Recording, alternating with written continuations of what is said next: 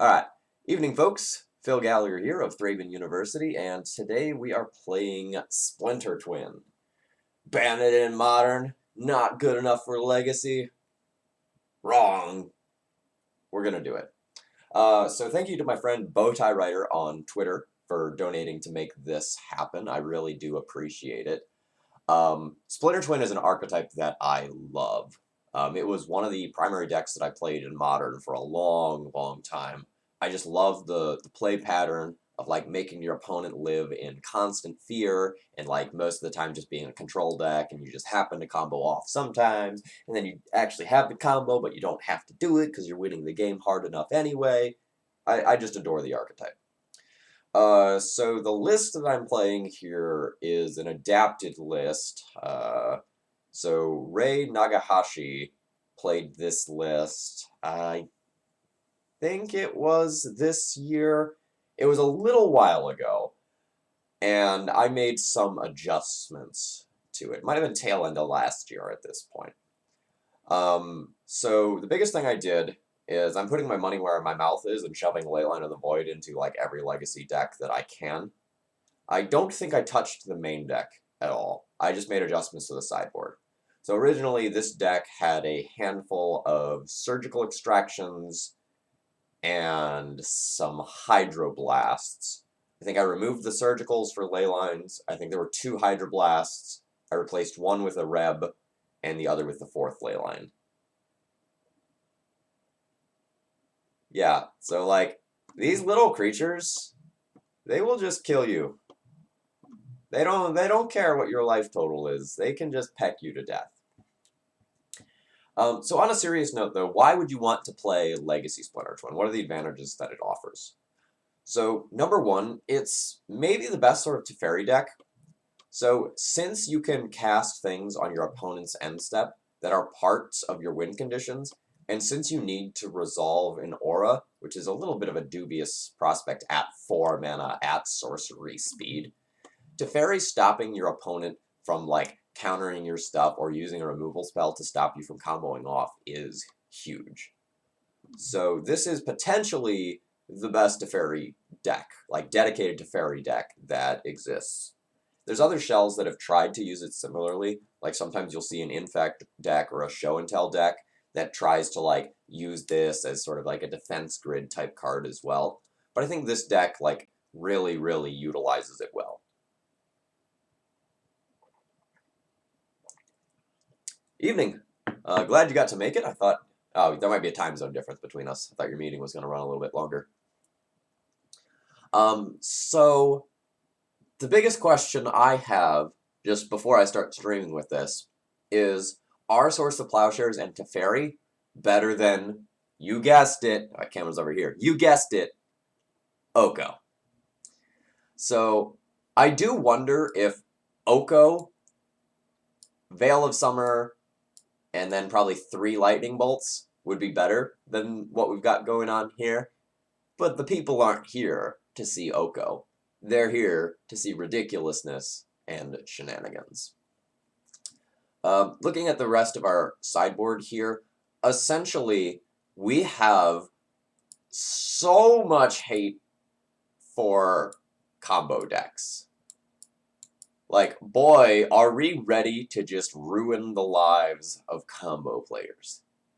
Now, the accomplishment goal of the night is that I'm going to be looking to, like, draw a ley line and cast it off of double Astrolabe. I really wonder if we're going to make that happen tonight. I would laugh if that actually happens. Without further ado, let's just kind of hop into a league and see how this goes. Legacy League. Still haven't managed to lose all my play points playing bad decks, so that's good.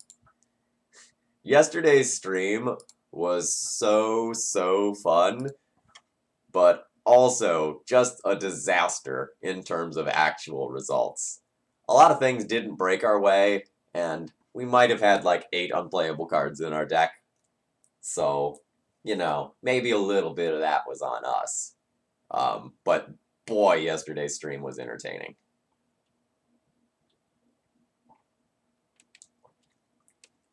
So this week continues the week of my girlfriend has play practice every night and has abandoned me, which is why I get to stream so much this week. And so we have yet another donation goal to have me run back a stream tomorrow night as well. I was convinced that we were going to get there on that Molda 2. It was, like, surprisingly close.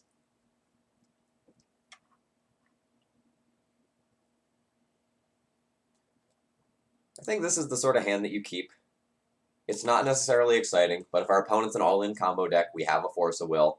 If our opponent is a slow deck, like, we get to make plenty of land drops.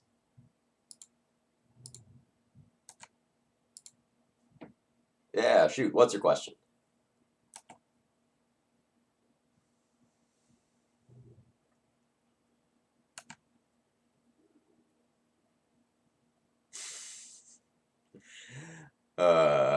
Oka's good in everything. That's just how it works, right? So we're just going to make this look like a mirror for as long as possible. And then this Deceiver Exarch at some point is going to come down, and my opponent's going to be like, what are you doing? No, please no, stop.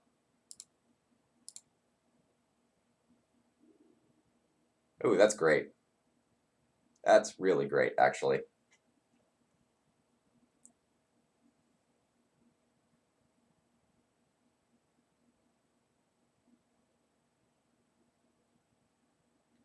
think this probably just throws back 2 lands. So, like, I definitely don't want the Volcanic Island.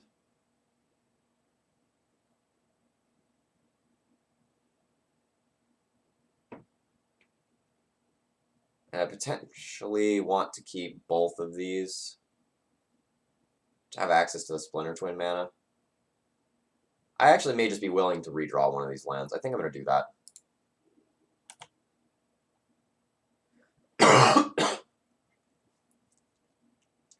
And I also think I won't make the first move here.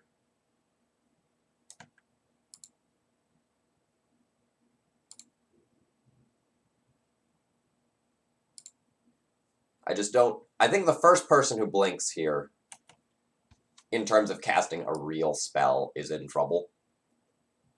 So I don't think I want to be the first one to, like, jam a Planeswalker or anything like that.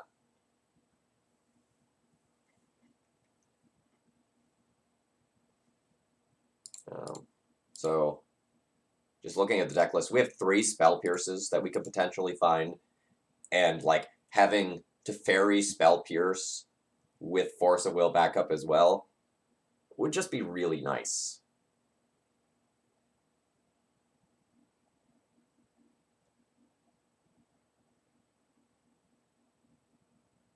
Currently, I'm not sure if I will end of turn Snapcaster Brainstorm, or if I will just end of turn play a Tapper.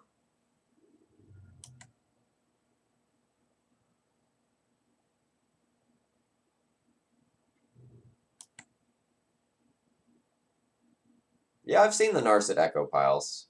I'm not super convinced that Narset is great right now.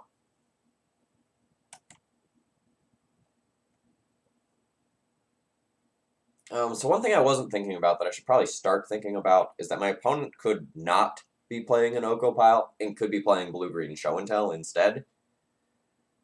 In which case, things are a little weird if I don't start taking actions.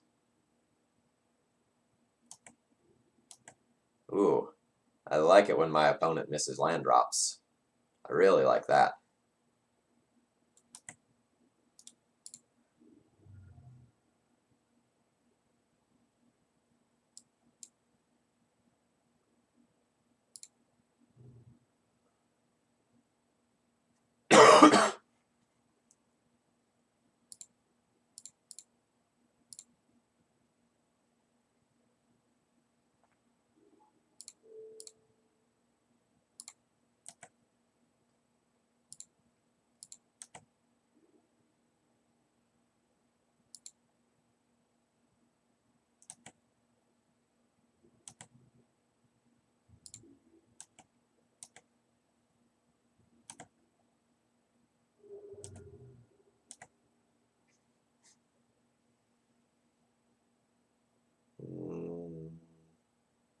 I think Snapcaster Brainstorm is pretty good, but I played my basics out in a way that I can't Snapcaster Brainstorm and Fetch in the same cycle. So, keeping that in mind, I think I'm just going to play Teferi this turn.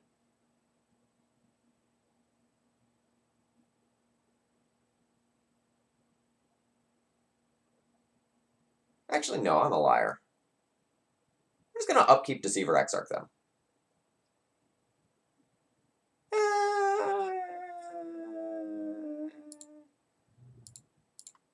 Nah. I'll Teferi.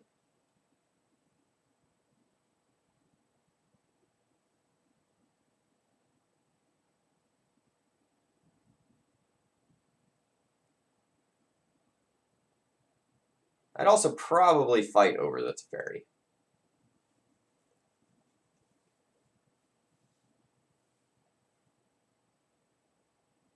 Do you like how I'm representing Red Elemental Blast? Because I like that.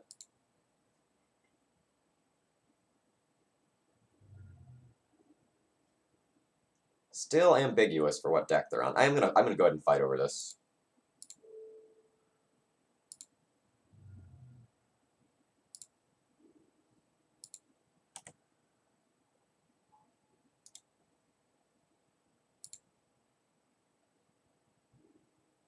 Alright, see you later.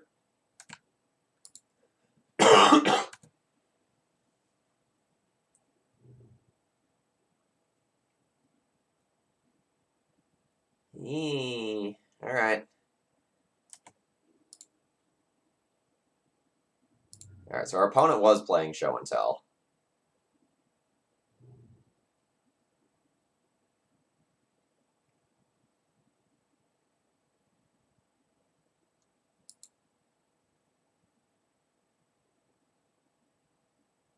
So, do I even put in this Deceiver Exarch? I don't feel like I do. I feel like that may... Like, there's worlds where that just leads to me like losing because I don't have the opportunity to tap something down.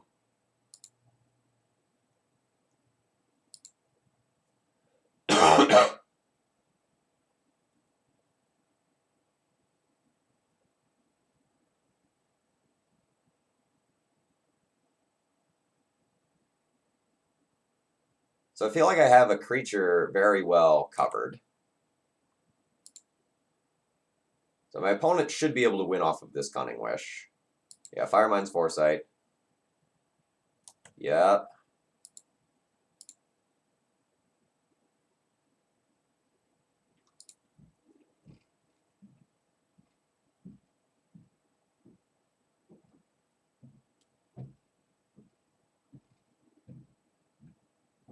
So Intuition should just get them like Emrakul, Emrakul, Emrakul.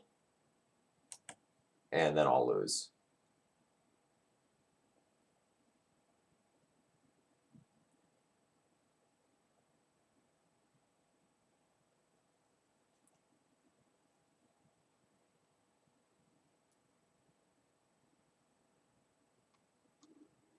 Alright. Yeah, we'll concede there. You got it, friend. 1, 2, 3, 4. Maybe it wasn't happening. Alright, so what do we have for Show and Tell? Fluster, Force, Click, Pyroblasts, good. Wear Tears are probably good enough. Hitting Omniscience is strong. But if they get priority once they have the Omniscience, things are awkward. But off Show and Tell, we could put in like Deceiver Exarch or Pestermite or Snapcaster that has a trigger, and then Wear Tear in response to that. So that's probably fine. So like Swords to Plowshares is going to be bad. Magmatic Sinkhole is going to be bad. So like those are very, very easy cuts. So like the Force of Negation is 100%. The Flusters, the Pyroblasts, the Revs, those are 100%. The Click is 100%. So what's like where do we go from there? can probably cut some astrolabes.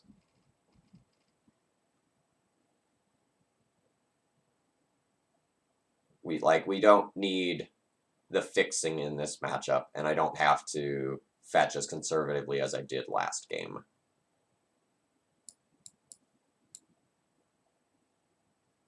This is heavy, but it would put us at 60.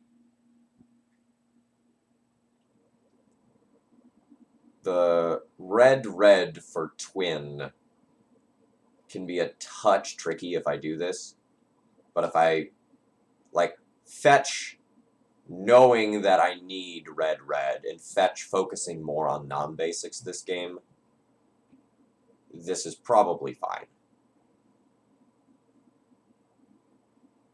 This is kind of like the equivalent of cutting my preordains in another combo deck, where like you're cutting something that cantrips, but it is your weakest one for cards that are good. I think I'm okay with this.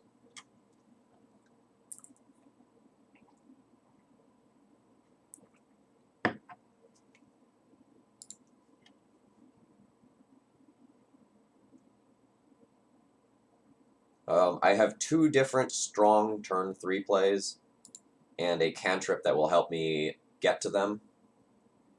This is probably okay.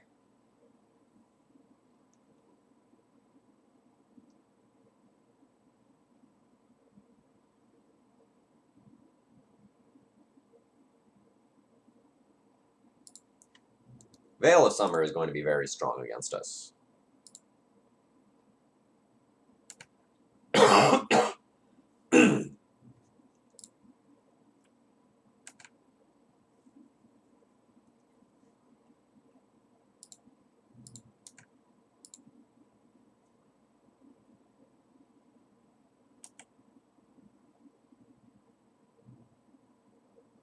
And we continue to stare at each other.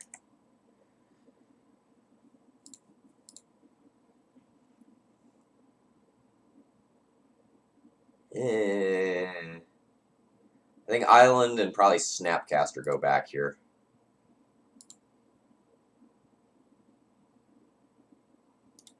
Go ahead and set a stop on my upkeep. And we'll fetch in my upkeep.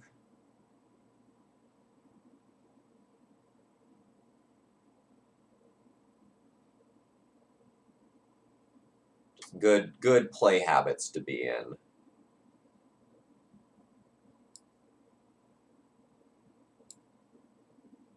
So we'll get Volcanic Island with this one, and then go to our main phase. The second Splinter Twin is not good. So we'll probably end of my opponent's turn, Vendilion click them, and go from there. This is going to fetch Tundra. This will fetch. I do have a second Volcanic Island, right? Yes, I have a second Volcanic Island. So this is going to get like Tundra, Volcanic Island, or vice versa.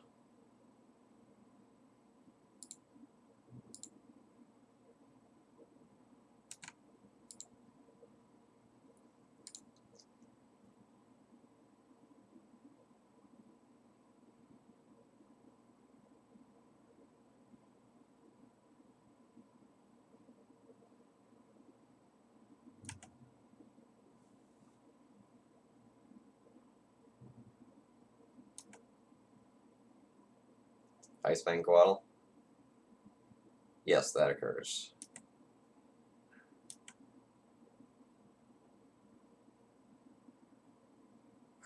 Do I want to Vendilion click right now when my opponent can't Veil of Summer the trigger?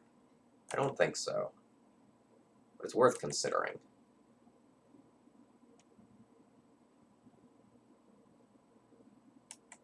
Yeah, Aaron, that is like the very first thing I talked about when I started the stream, was questioning whether Teferi is actually, like Teferi and Swords to Plowshares are better than Ogo and Veil of Summer.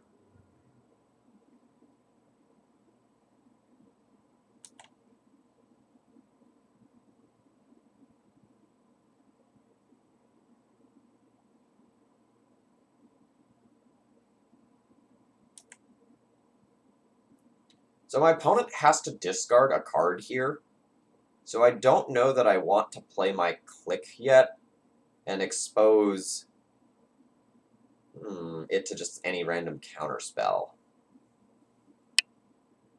This may be a turn that's just better to brainstorm and build up my hand a little bit.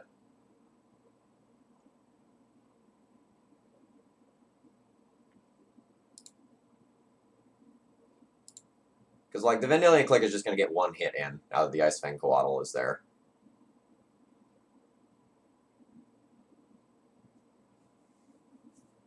So we will put back a Splinter Twin and probably this Prismatic Vista.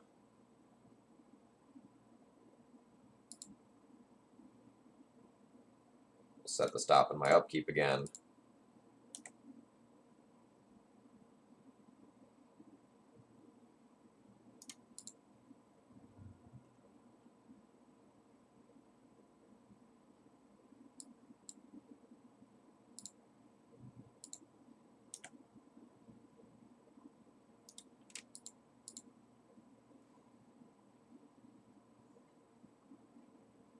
So now I can play something with multiple counterspells as backup. I think this is the time to try to fight over my Teferi.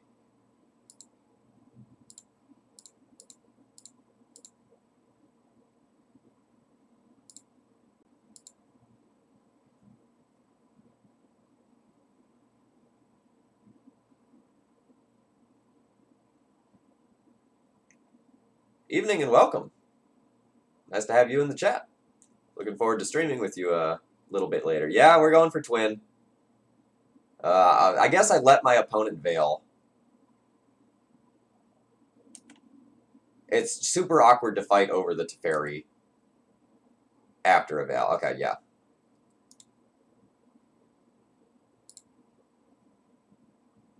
So we'll just make it so my opponent can't win the counter war, and Ice Fang Coatl just keeps Teferi at parity in terms of its loyalty.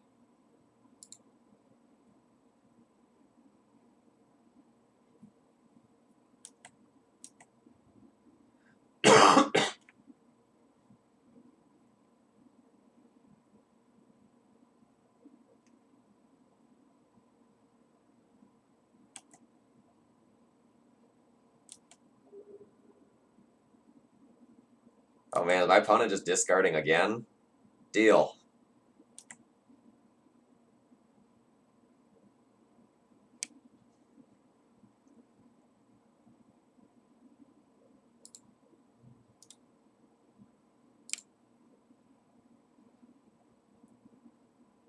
Well, so, like, the reason to fight over Veil is that it says spells you control can't be countered this turn. So, like, if I was willing to use double counterspell, I could counter Veil and then counter whatever counterspell they were actually going to use on my Teferi.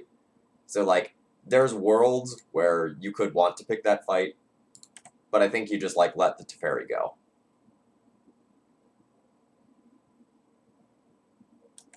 Yeah, it's real weird, right?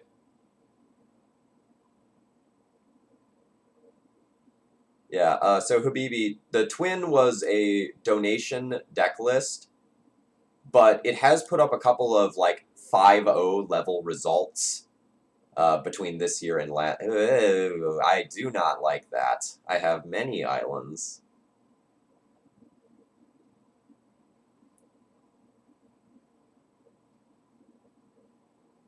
So I can just counter this. I guess this gets my Force of Will, and they can't fight back over it.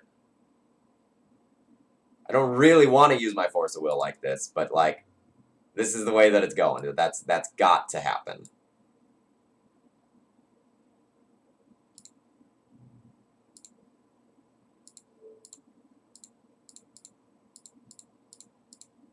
Normally I wouldn't tap this low, but since they can't fight me back on it, I think it's just totally fine to do so. No, Cliffy, I'm dead that turn if that resolves. Or wait, no, they did it in the second main phase. So, Fun Carpet Flowers trick, the way this is worded, you want to play this in your first main phase, because if you go to your second main phase and you haven't added mana with it yet, you can actually do that. So I guess my opponent attacking with Ice Fang Coatl first was a mistake if they did that post-combat. If they cast Carpet post-combat.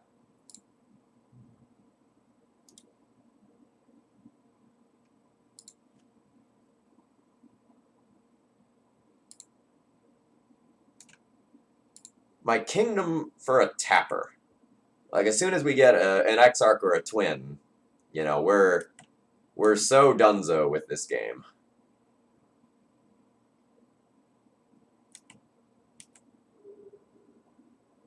And to that end, it's possible I'm supposed to Vendilion click myself.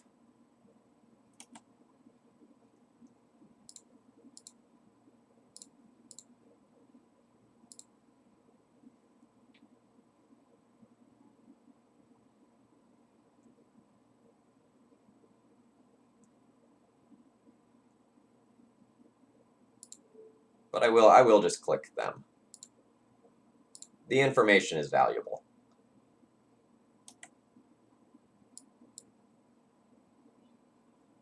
Ah! Arkin, thank you very much for the raid.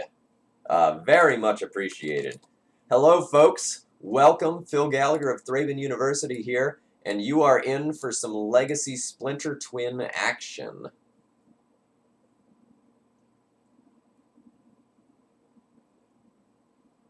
So I guess we're just leaving all of that because we have two different ways to fight over show and tells, and I just can't give them land right now.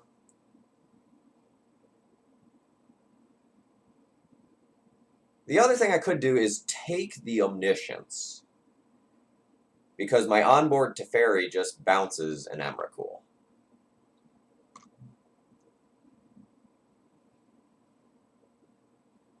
This is a weird spot, because taking something draws them closer to a land or cantrip, but the Omniscience is very good in their hand.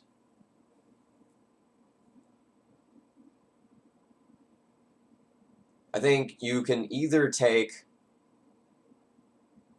Omniscience or nothing, and even just taking the Emrakul is justifiable, but awkward. This game is going to go long, in all likelihood.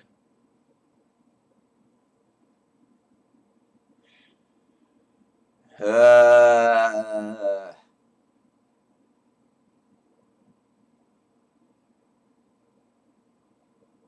going to discard a Eureka for turn.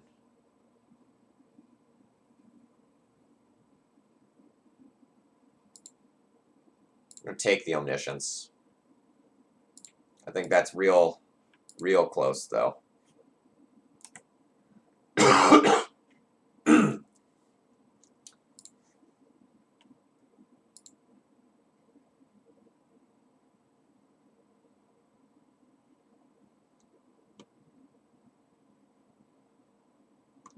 There's also worlds where I end up just like bouncing my Vendilion click and just going after another card from their hand. I don't think that's happening, but there are lines.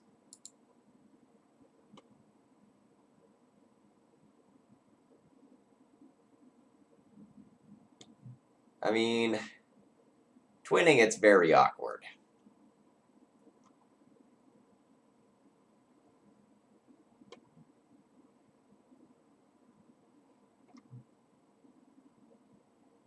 I'm not going to say it's an absolute I'm not going to do it.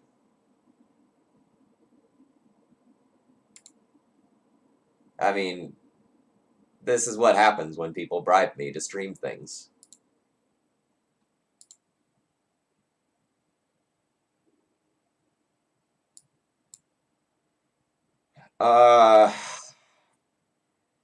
These are fine cards, but we beat the first two show and tells anyway. I'm going to go ahead and look for another cantrip or a tapper. Land is not what I'm looking for.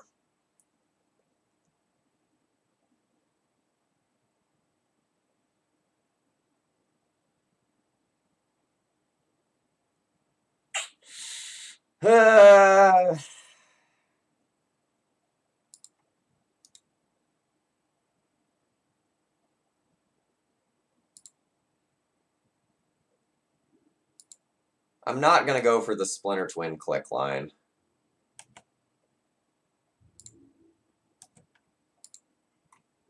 I want to leave the possibility of me just closing this game open. Alright, we did draw them into a land. And yeah, now, predictably, my opponent is holding back the Ice Fang. We got lands, so we got that going for us.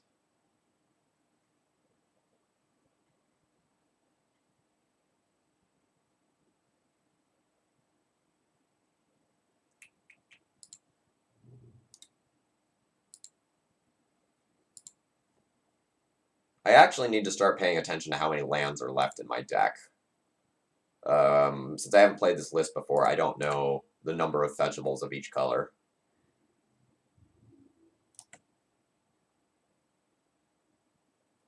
We're working on it.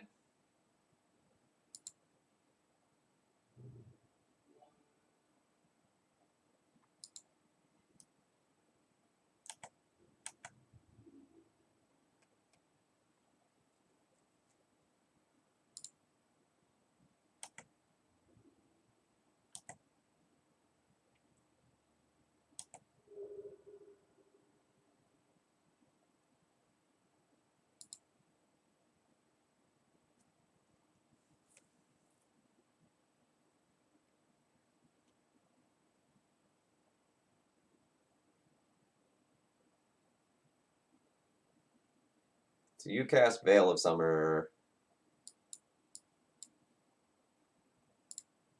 And then I can Flusterstorm that. If you pay for it, it doesn't really matter because then you can't cast Show and Tell. So that's fine.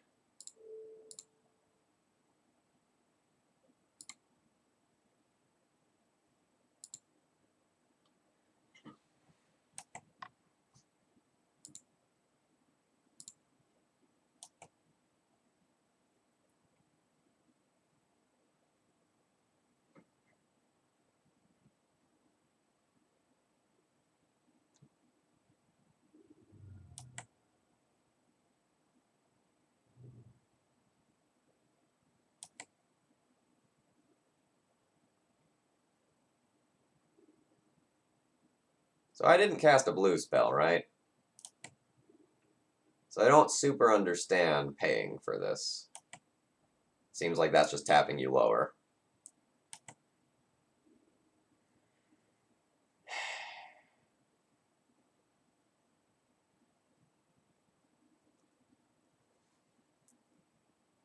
So real talk. We're bouncing that. All right, what does Snapcaster Mage do? Oh, I Flusterstormed. No, prior to the Veil of Summer. Oh. So I guess that doesn't check until it resolves, does it? Oh, that's weird. Okay. Never mind, I see.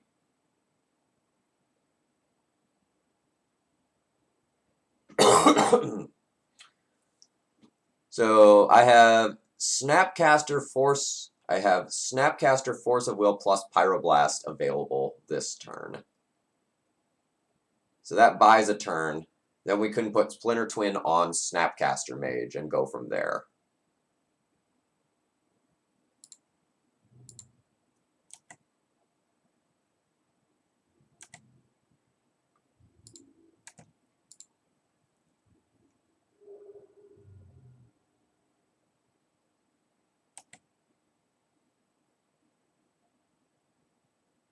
Life is weird.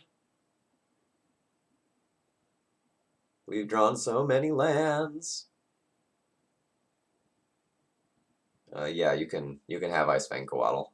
That's fine.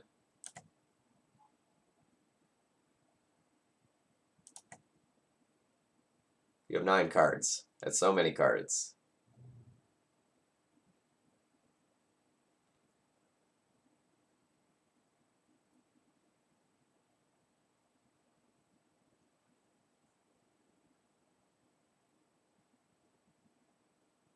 Oh man, I really hope the Plains draw didn't eliminate a Flooded Strand from use. That's super awkward if the answer is yes.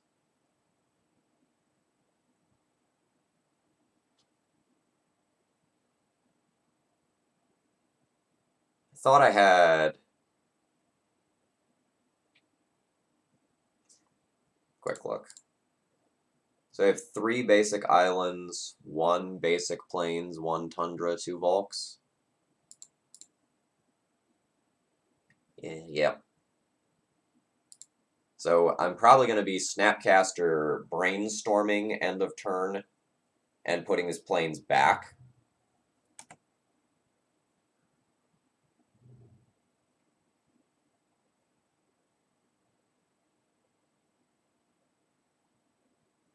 What's Cunning Wish getting?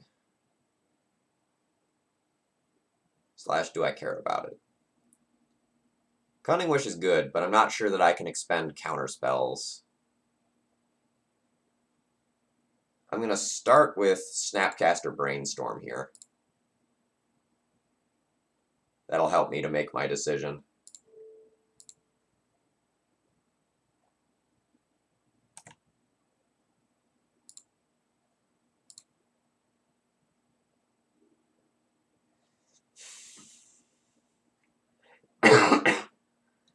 Cool. So we're going to put back Plains, Flooded Strand.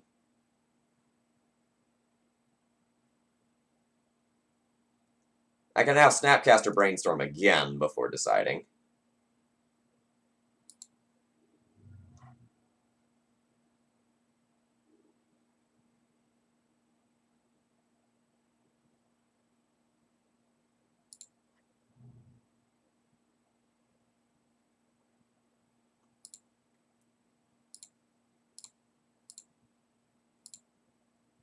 At the end of the stream, I'm going to evaluate how many lands are in this deck and decide whether or not I put too many lands in it.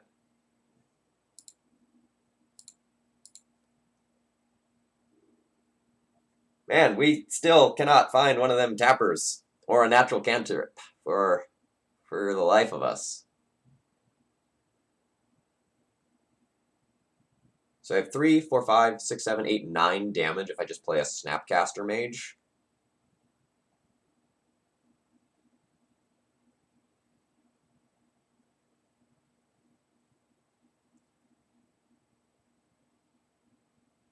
So I think we're putting back our expensive cards. We're going to put back Teferi and Click. Eureka, Moses, Eureka.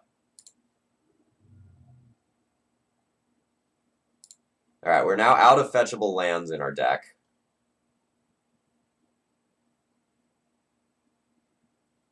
And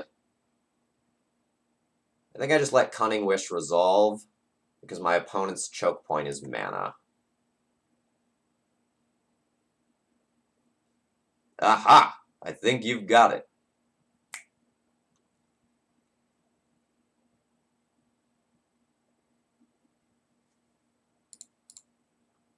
Oh, I do have another mountain. It just wasn't fetchable by the lands that I had.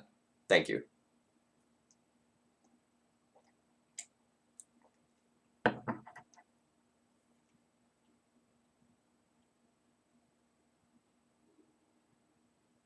Alright, just an intuition.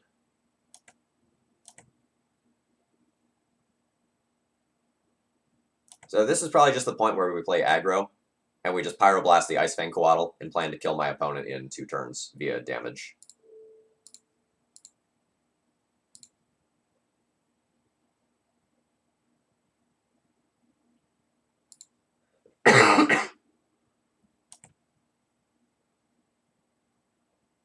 This will be where we draw the tapper now. Ah, wear tear. Okay, that's interesting.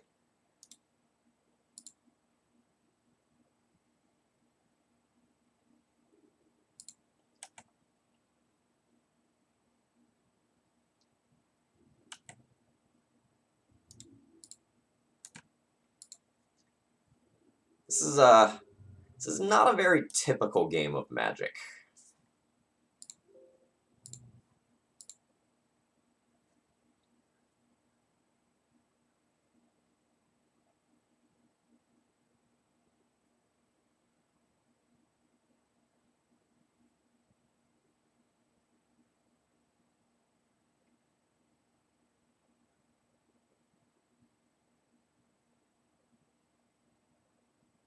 Your intuition, I believe, can just resolve. I don't see any reason to fight over that. Like, we have two counter spells available to us. My opponent needs to cast a show and tell.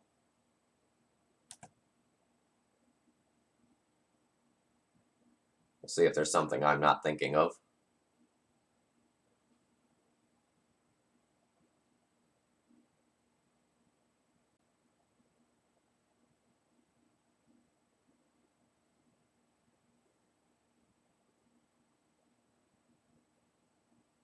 Oh yeah, Splinter Twin is definitely one of those things that is less than 1% of the metagame.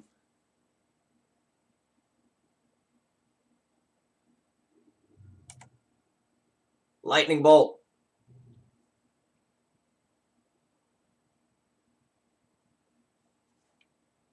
Gonna have to Spell Pierce that one.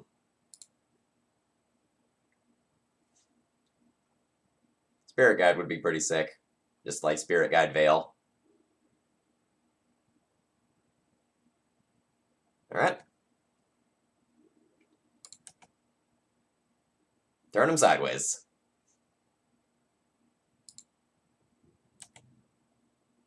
Yeah, I know. I know. I'm just trying to talk about things while these little blue idiots get in the red zone and kill my opponent.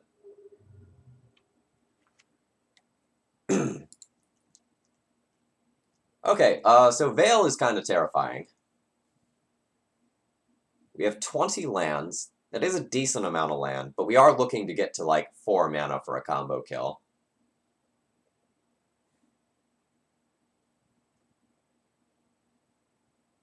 Well, I'm not always the good guy. I spend a lot of time casting Chalice of the Void. I'm just saying, I don't know how many good guy points that gets me.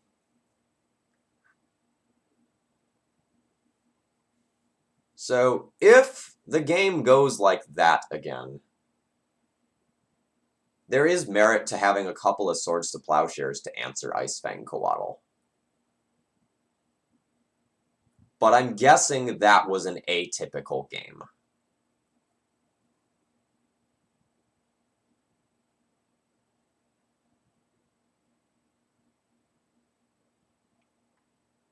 It's possible, though, that I'm being overly optimistic about my chances of actually getting a Wear Tear off on my opponent's Omniscience. Like, for that to go right, I do have to put in an Exarch Pestermite or Snapcaster so that I can get priority before they can cast an instant. And they also have to not have, like, a Cunning Wish to just go off instantly. So maybe having these to force Icefangs through, or sorry, to force creatures through Icefang is just about as good as Wear Tear. I'm going to do that when I'm on the draw.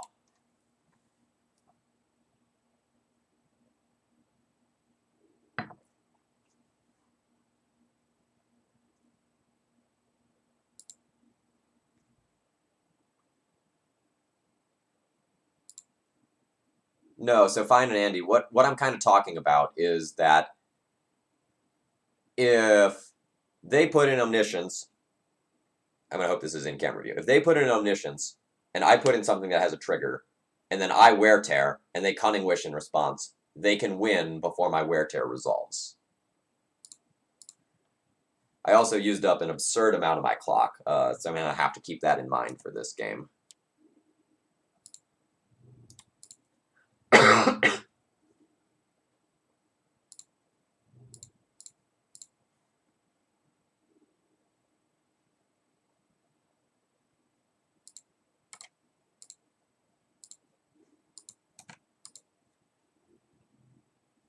I'm happy with all of that. I like the lands better than the Brainstorm at this point.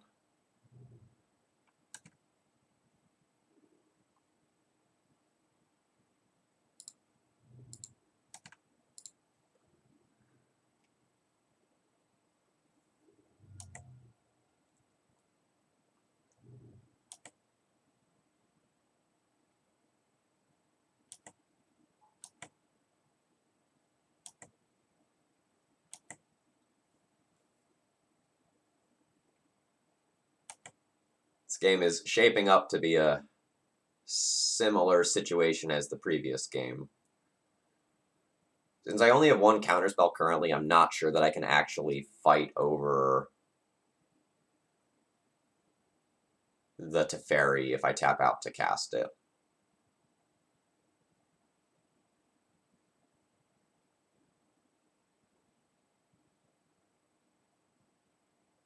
I may just Deceiver Exarch in my opponent's upkeep.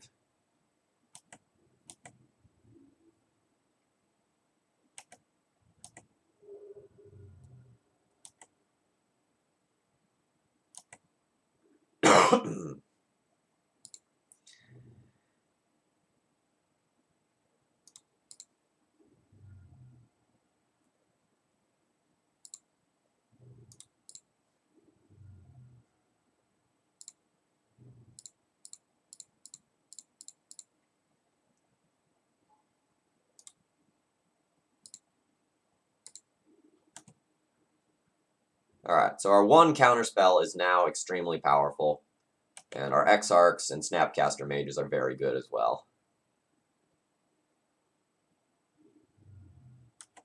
So this is the scary turn, where if my opponent goes Veil and then Show and Tell this turn, it's just very bad for me. Alright, they did not. Let's pitch the Snapcaster here. We're 2 turns away from the Snapcaster really doing anything that I want.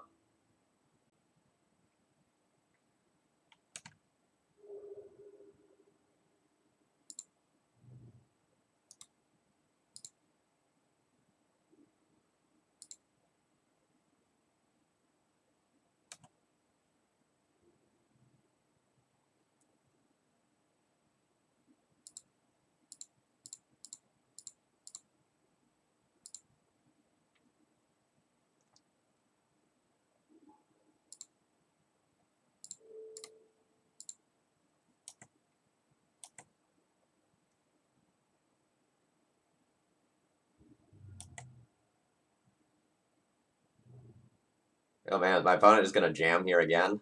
Just make us have it. They are. I can respect that.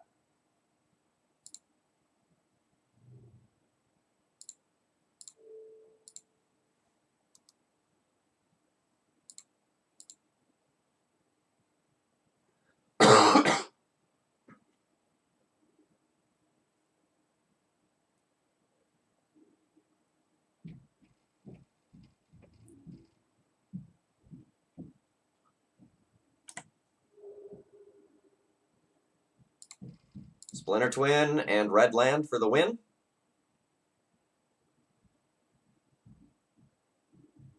Well, there's the Splinter Twin. So that's half of the equation. So let's throw back Exarch, Brainstorm.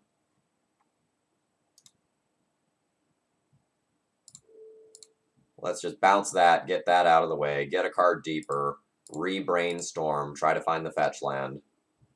Did not find the fetch land. Put back Plow, Exarch, crash in.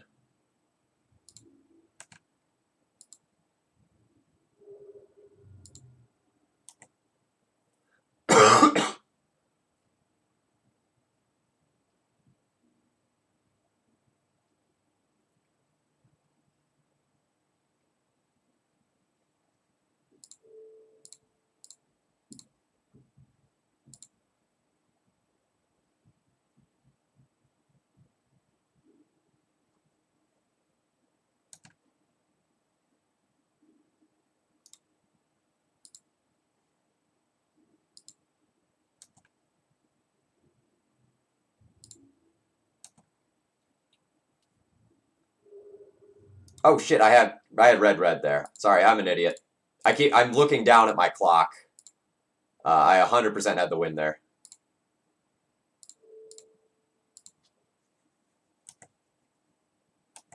I was thinking about the win the previous turn. It's okay. I've got it this turn safely.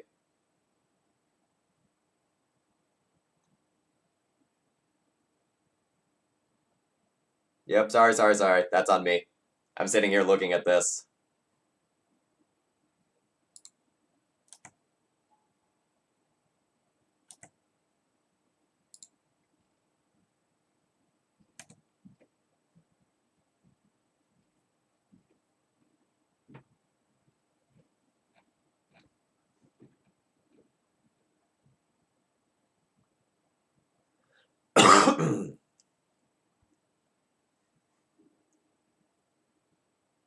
And I haven't done this combo online before, but I'm pretty sure we can get to 15 idiots in plenty of time.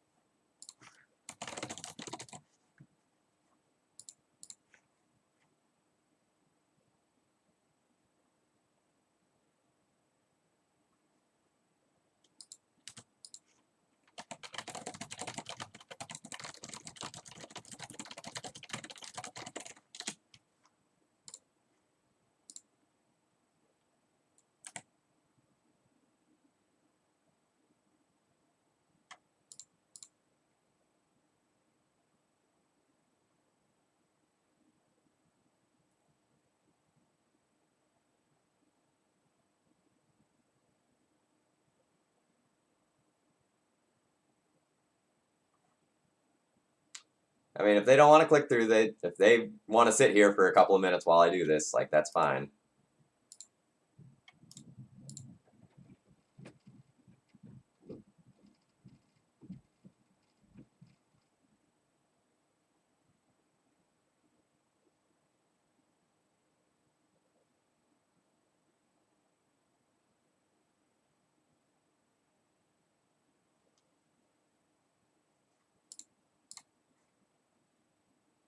Yeah, it takes about 4 seconds for me to make a new one. So, clock does not favor my opponent.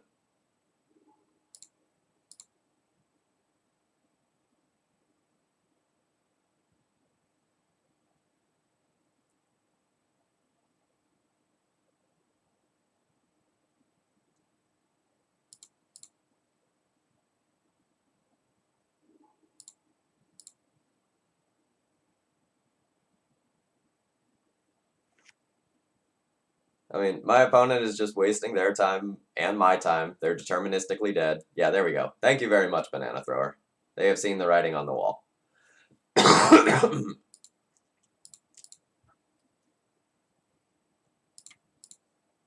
Alright. So, in that match, yeah, well, we'll talk about that later, maybe. Right back into it.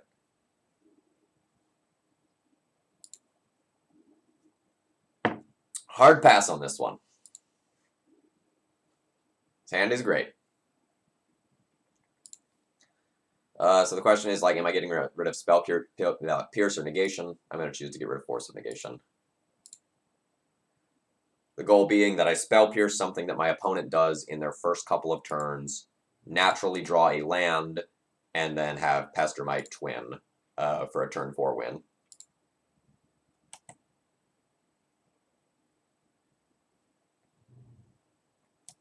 Underworld Breach has been out for like 2 weeks. I don't think we're anywhere near that point. I think the format is the healthiest it's been in a long time. I actually really like the Astrolabe. The Astrolabe here means that I can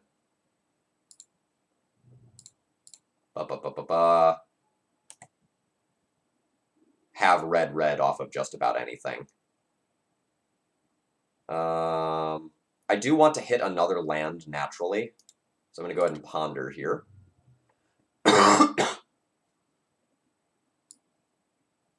And we'll ponder off a mountain just to make ourselves feel good.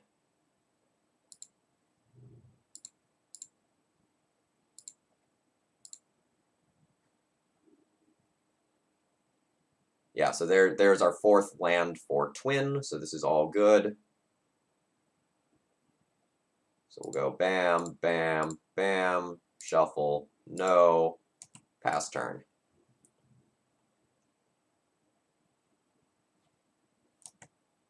Yeah, I would much rather take a Breach-dominated metagame than an Oko-dominated metagame. I'm having so much fun playing Magic right now.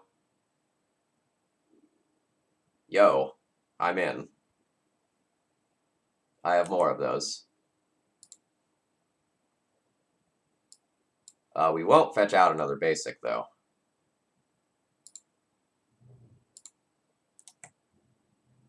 Ooh, that was a gambit from our opponent.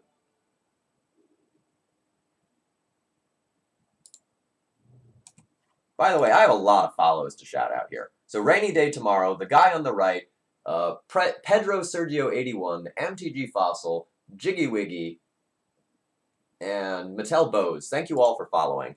I got really caught up in the last game, so I didn't shout out you all properly, but I really appreciate the support. I don't even know who Death and Cat Mix is. I do know that they've blocked me on Twitter for some reason, which I have legitimately no idea why.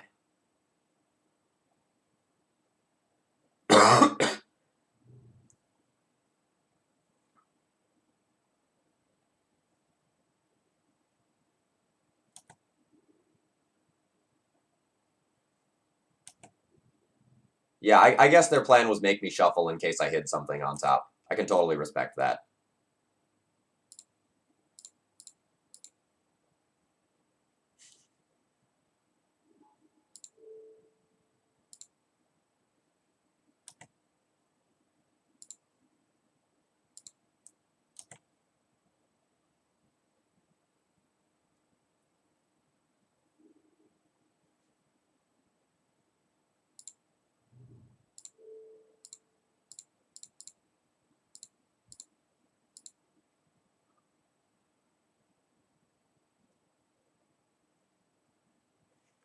Thank you, opponent, for conceding there and not making me click through it.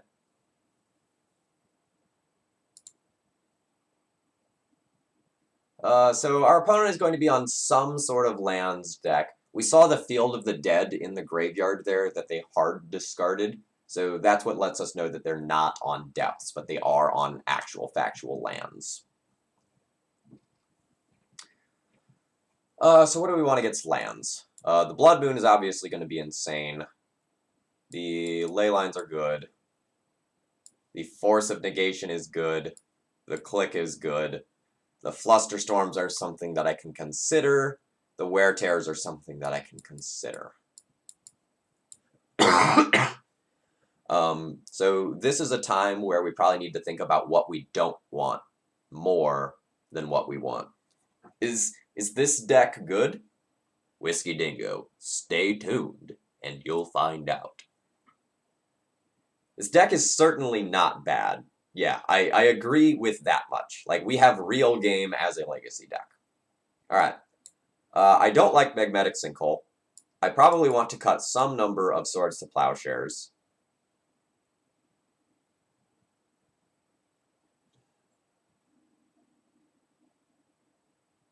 And so, like, the next questions are, how often are we going to combo in this matchup versus how often are we going to just try to beat them with small blue creatures?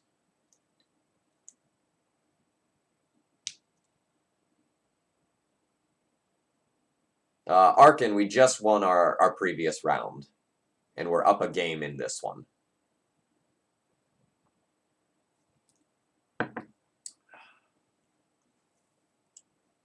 So I'm not sure about sideboarding from here, because I think I want to keep all my Astrolabes to help against like Wasteland because I need to fetch basics, and they'll also let me potentially hardcast a Leyline if I draw one.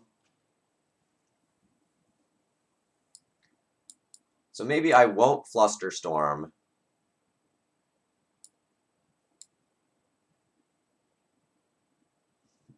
Maybe I'll junk a Splinter Twin I'm still gonna be like heavy on cards. So am I not supposed to force of will? Can I get away with that? Like have pierces for early plays, answer them with wear tears, not fight on the stack.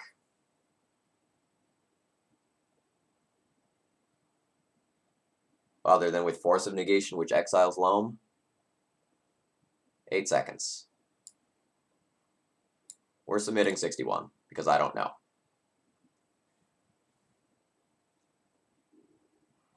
How often is it correct to attach Twin on Snapcaster Mage? All day, every day. I love doing that. Our hand is not exciting.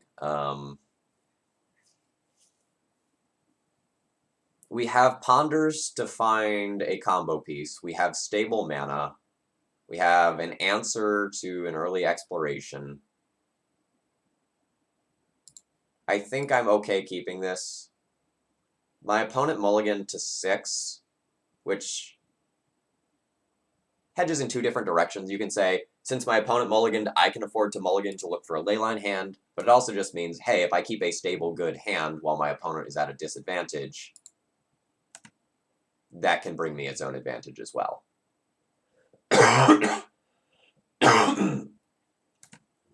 I believe that my opponent is actually playing, like, bug lands.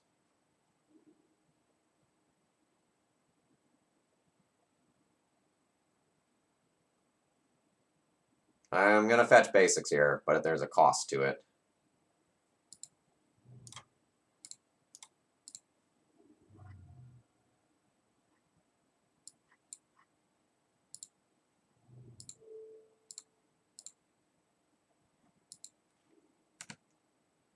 It's super awkward if my opponent just plays Oko, because we didn't board in blasts for that.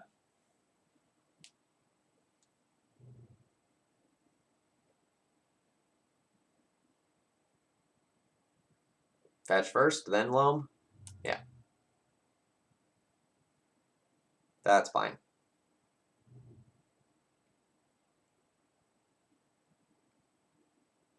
That's less fine. So we'll need to reevaluate our sideboarding in Game 3. Probably playing very little counter magic. Excuse me. So I think I like starting on this and just getting 1 card deeper before making any decisions with my Ponder. Alright. That's not great right now.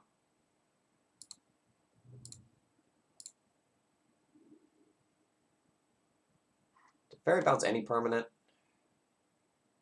Does not even bounce Oko. What a scumbag. Brainstorm is fine. But I don't want 2 of these cards, so I'm going to go ahead and shuffle these. Yeah, halfway to the double Astrolabe plan. So the weird thing is, if we just find a tapper, my opponent's Oko isn't scary, right? Like, end of turn, we just, like, tap down their idiot, and then they die. That, on the other hand, is terrifying.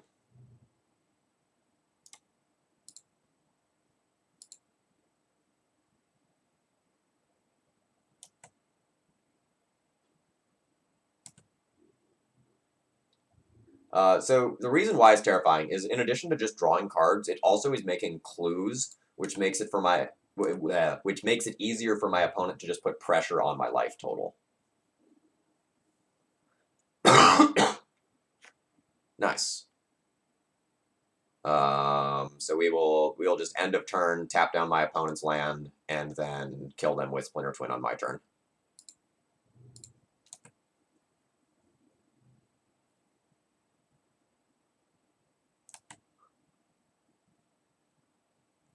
I mean, it's sure looking like it.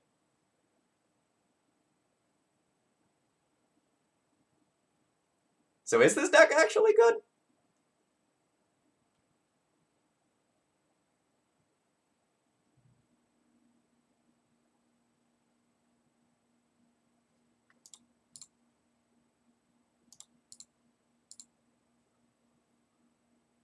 My opponent could crop rotation for something that beats me. Alright, that's fine. That's what we tap down end of turn.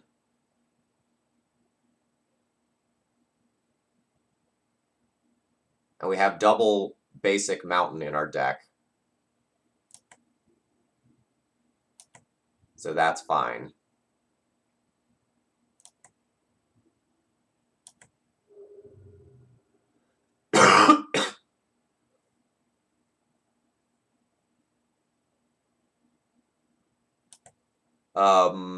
I have, I think, only rejected one deck list in the past.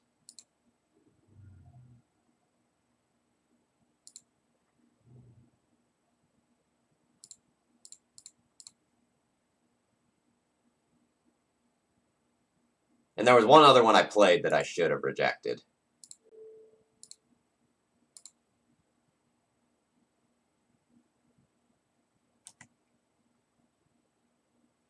So now my opponent should, like, ghost quarter one of my lands, hoping that I run out of basics here. Unless they have a crop rotation, something that beats this.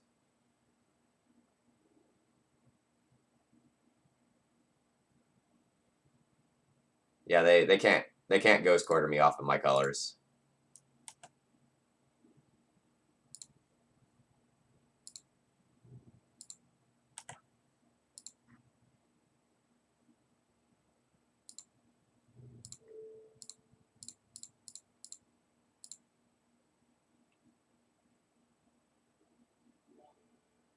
Kafagret, thank you very much for subscribing to support my content. And look at that, we celebrate with a nice Splinter Twin win. That is sub 1 out of 3 tonight to work towards me going and playing again tomorrow night. We're 2-0, folks. I'm super impressed so far. I'm going to go top off my tea. It'll take me 1 minute to heat up some more water, so I'm going to run a 1-minute ad. Apologies, but a man needs some tea. Be right back.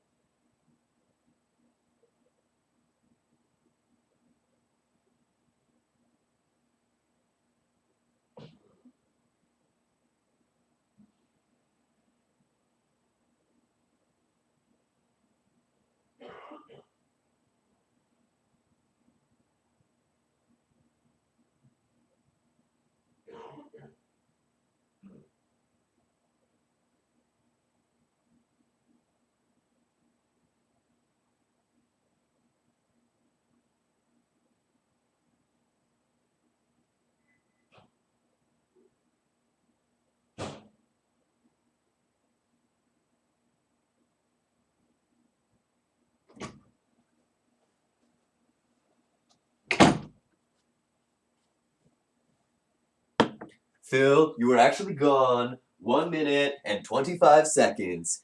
Jeez, what a liar. I know. Dude, my grandma's blanket is sweet. Like, look at this thing. It's like so fuzzy and awesome. I'm a very small person. I get cold. Seriously, though, the office is probably about 3 degrees colder than everything else in the house for some reason.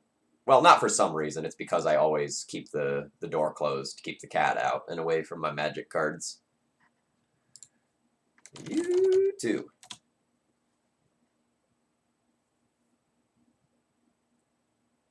I'm gonna keep this. I don't remember what a Bomb Diggity plays. I should. I play against them a decent amount. Bomb Diggity. Decent amount of Cephalid Breakfast. The other one had no lands, right?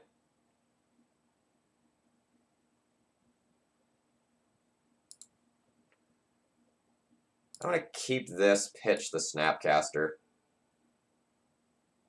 Lol, bro, lol. Thank you very much for supporting my content. You are the second sub tonight.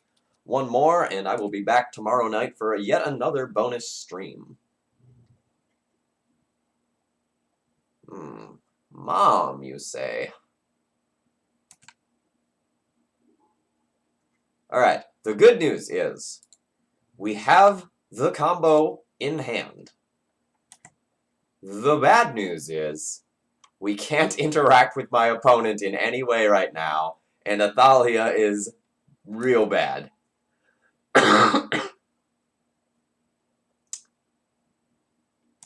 So Thalia is bad for us, Port is bad for us, Revoker's bad for us if our opponent figures out what's up. We are gonna get D&T'd. I think we need to take game one. I think they are going to get better after sideboarding than we are. No! Rishadenport, you traitor.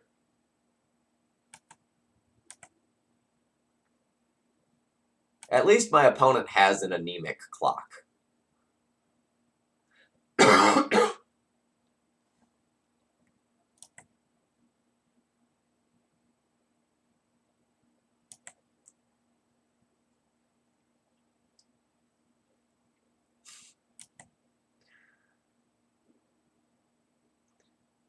Be a real shame if my opponent had a wasteland to punish this volcanic island, now wouldn't it, chat?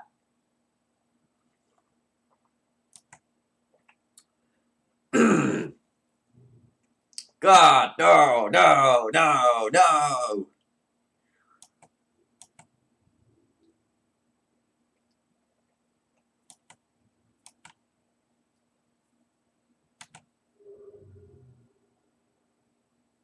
Alright. So this is the turn where I need to make a decision.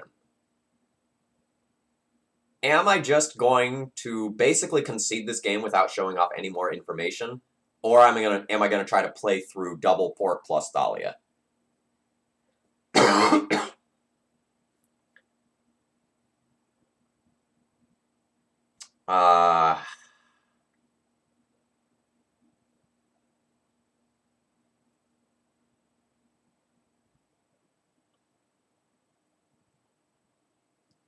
I don't think I can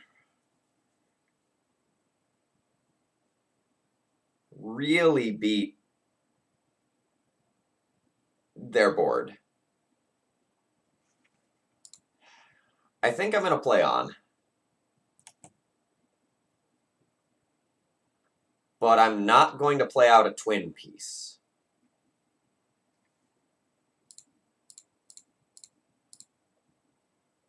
So I have the only flyer right now.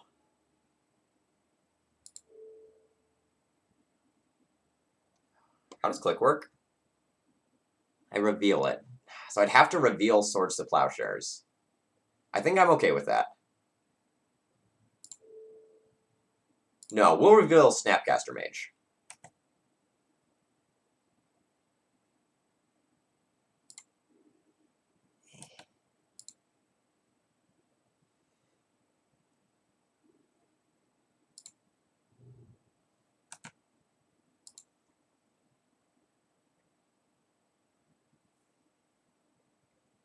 Rainy day tomorrow with Astrolabes, I can actually make as much red as I want.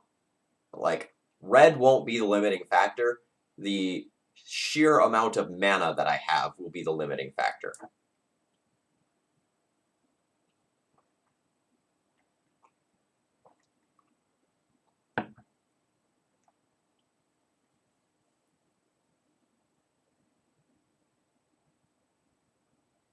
Man, my opponent getting like Stoneforge and Jetag would be awkward. Are you just gonna Palace Jailer me?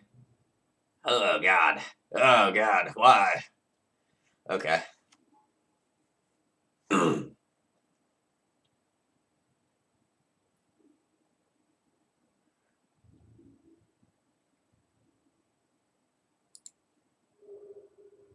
Alright. Draw land, draw land, draw land. It's not a land. Okay. Still not dead. But this is the turn where... yeah, whatever. Whatever.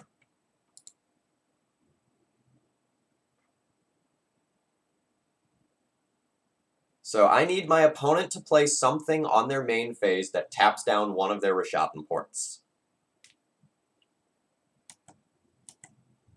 If they tap one of their Rishaten ports...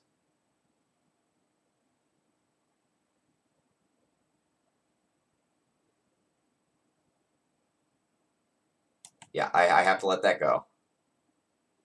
If they tap one of their Rishaten ports, then end step, I can tap down the other one. They're not going to do that. Okay.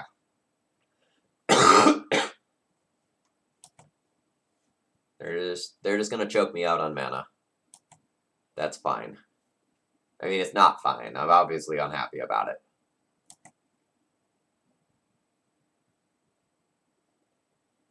But I'm very much not dead, since they're not attacking with the Palace Jailer.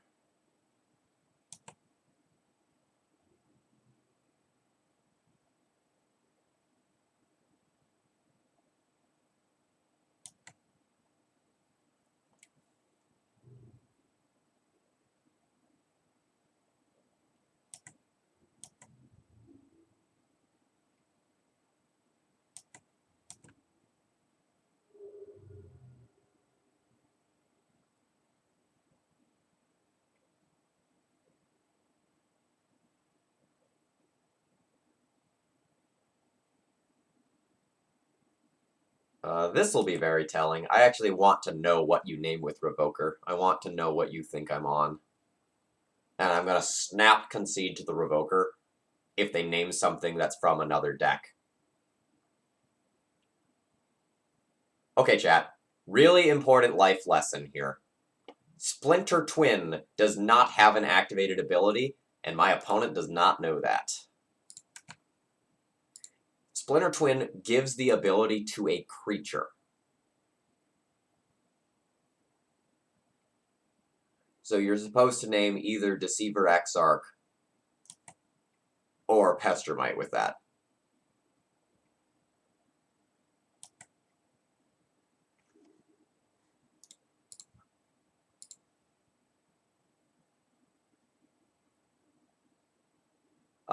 Daddy Cool, I posted that I was going to be playing this on a couple of places, and I've talked about it previously. So if my opponent has watched any of my content or happened to be on Twitter, they could have seen it. Alright, so we're playing against Death and Taxes. Supreme Verdict. Winner. Wear Tears. Winners. Beyond that, a lot of losers.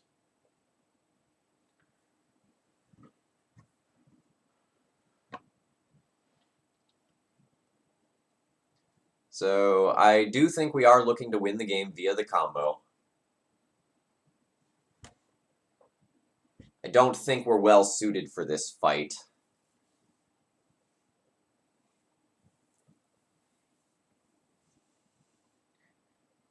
So, like, I think our Pierces are medium. I think our Force of Negations are medium. I think our Vendilion Click is medium. I think our Teferis are probably good. Even consider this. Just shutting off Port so that I can have main phase mana is pretty big. Wasteland is less of a concern, but Port is a beating. I almost never need to make blue-blue in this deck, and if I do, I have Astrolabe. So I think I'm going to cut my click.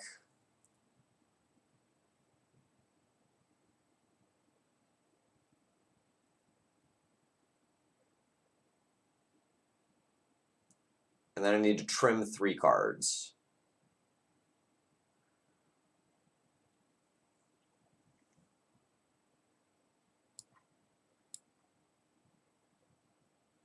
I think I'm going to go Pierce, Snapcaster. Just because my mana is going to get constrained and the Snapcasters are going to get a little worse because of that. Not because Snapcaster is bad in a vacuum.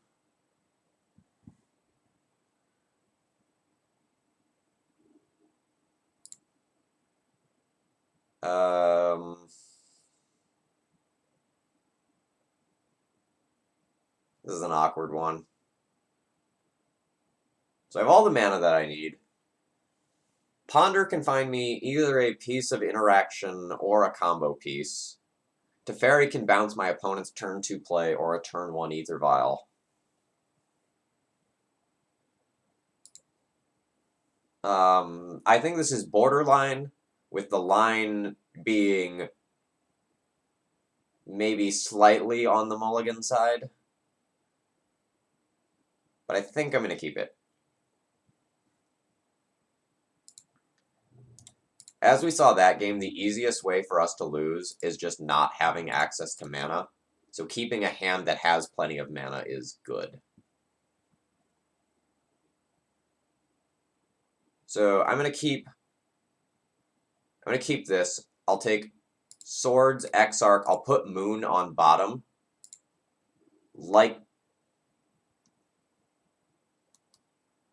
Likely shuffling away the Moon.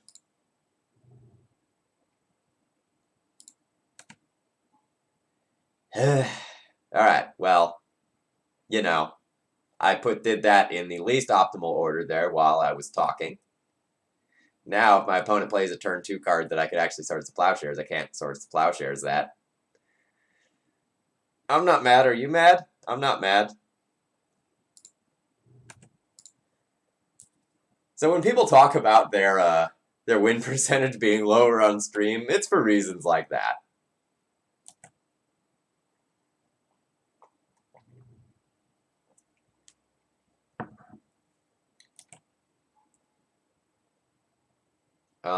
Okay.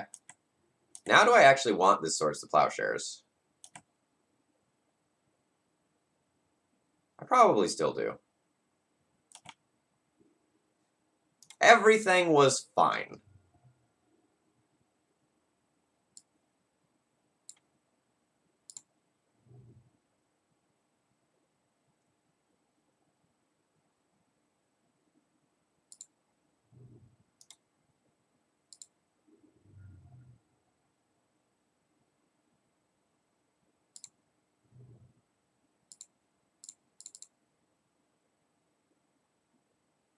This was the plan the whole time. This is super awkward if my opponent has Mom, and a Mom attack gets to kill my Teferi. Don't do it. Whatever. We're getting a card out of this, and then Swords to Plowshares can kill Mom. Not the end of the world.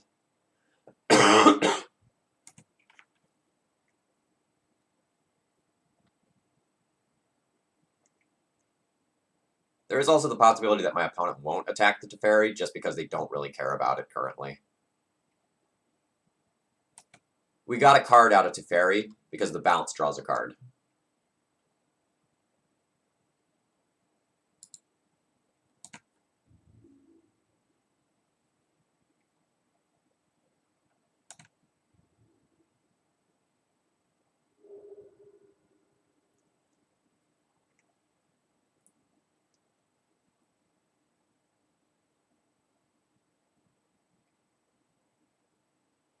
So I'm pretty sure you're supposed to port an island there, because if I have Swords to Plowshares, this gives me the opportunity to remove the Mom, which I would want to do anyway, at no cost to myself.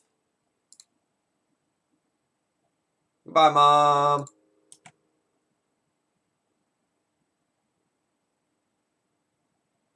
That's interesting. So I could Astrolabe, then wear the Vial at 1 to buy more time.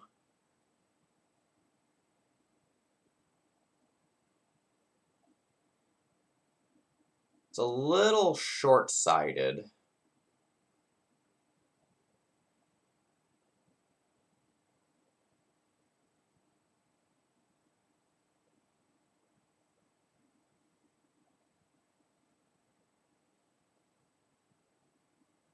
So my moon stopping their port is good. I don't want to Exarch yet.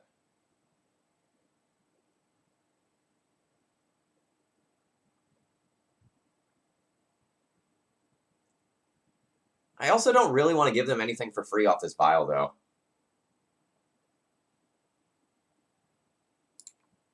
I think I am going to wear that. Now I sound like some sort of fashionista. Don't love that, but I also don't hate it. We will wear it in their upkeep.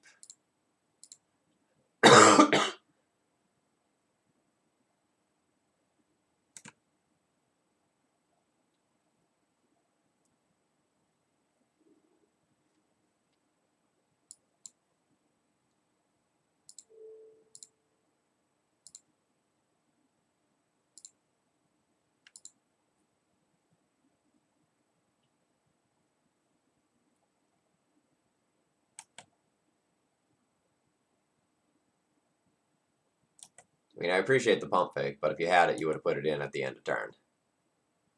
I know how it works.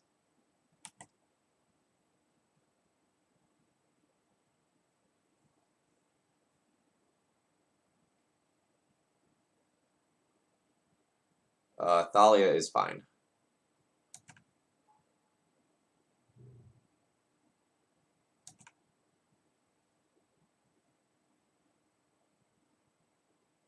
Would you like to say Rashadenport, one of my lands? You would? Boy, have I got a deal for you then.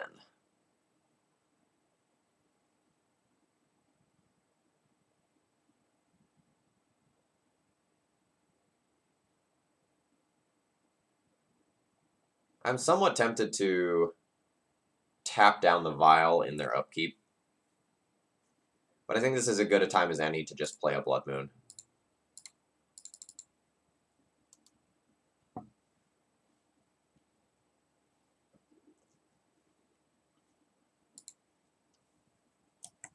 So now we're just looking for a Splinter Twin. If we find a Splinter Twin, we can go off and win. The opponent having the second planes is a touch annoying, but like we're not playing the Blood Moon to cut them off of colors. That's not what that's there for.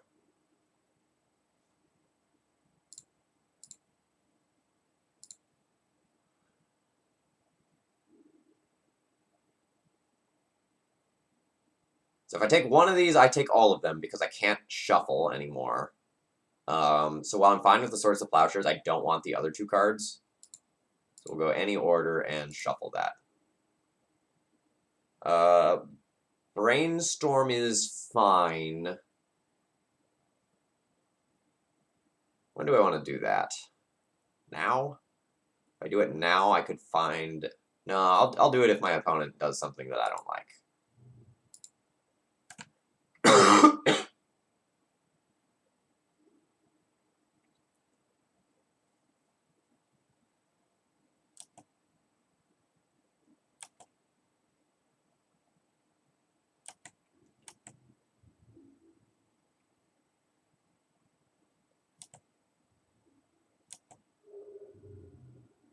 So as of right now, the Brainstorm is Force of Will fodder if I need that. But I'd rather just keep cycling through the deck, honestly. Like, I can just hold up mana next turn for a Force of Will. This is not what I'm looking for. I guess Snapcaster Ponder is fine. I think we're going to lean towards not keeping Force of Will. So it'll cost me 1, 2, 3, 4, 5 mana to cast a Splinter Twin, 1 mana backup afterwards. I guess it's okay.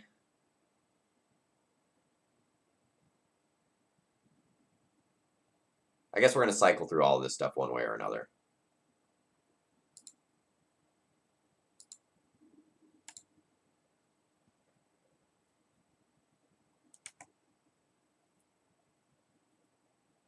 At some point, we'll end up doing Snapcaster Swords.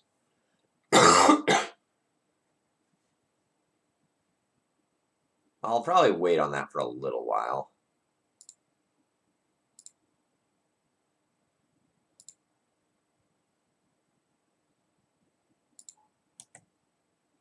Just because, like, the fear of Flicker Wisp is kind of annoying. If my opponent taps their Vial on 3, I'll 100% fire off Snapcaster Swords.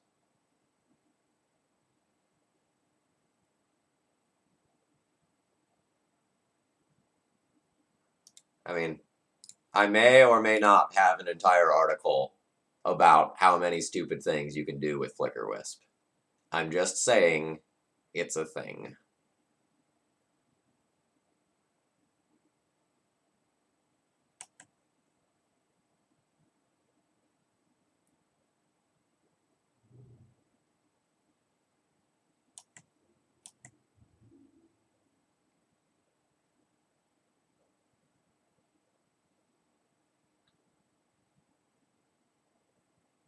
So I think this is an okay time to get a little cute.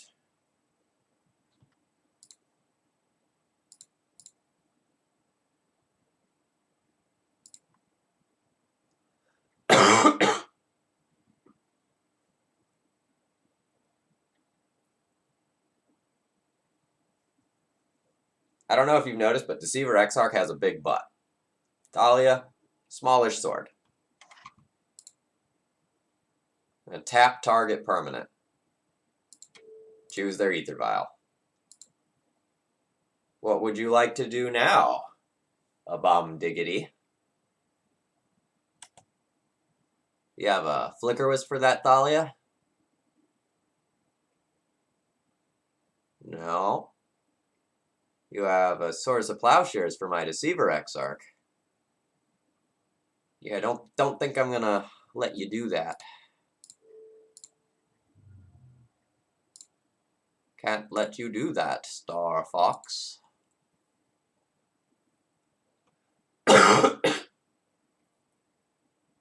Alright, rough.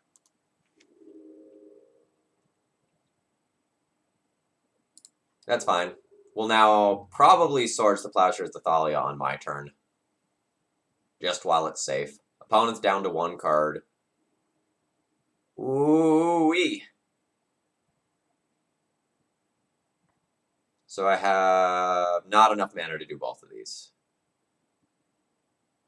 Right? So Snapcaster Swords to Plowshares is 4, and then I'm 1 mana short of Teferi.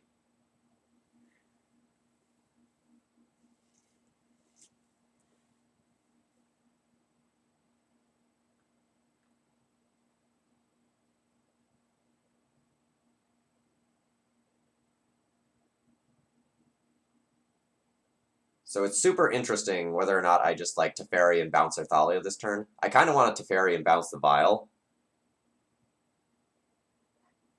But setting them back is pretty darn good. And it draws me a card too. I don't hate it.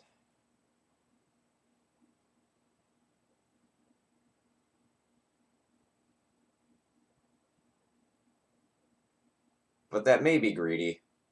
And maybe I should just, like, take my Snapcaster Swords while I can. Well, I need to get rid of the Thalia before the Teferi's safe. So I think I am going to go ahead, play Snapcaster, target Swords, Swords to Thalia, and we have a lot of really good Teferi bounce targets for my turn. So, like, I can just bounce my Snapcaster, I can bounce my Astrolabe. Alright, Revoker's very good. It's especially good if my opponent happens to, like, just guess that I have Teferi in hand.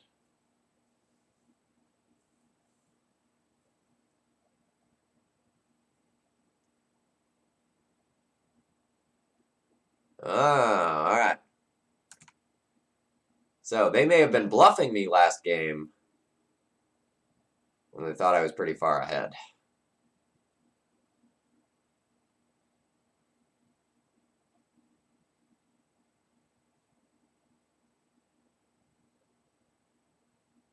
So I can go Teferi, Bounce, Snapcaster, Snapcaster, Wear, Revoker.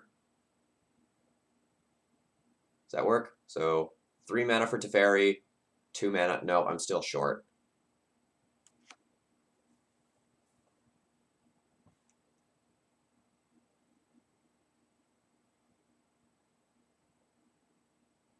I can just take the tempo play and attack. That doesn't seem great.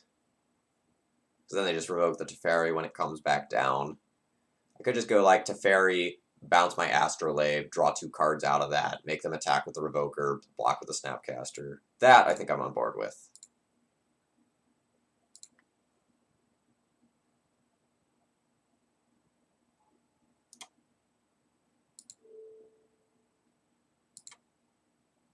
Just gonna take my divination here.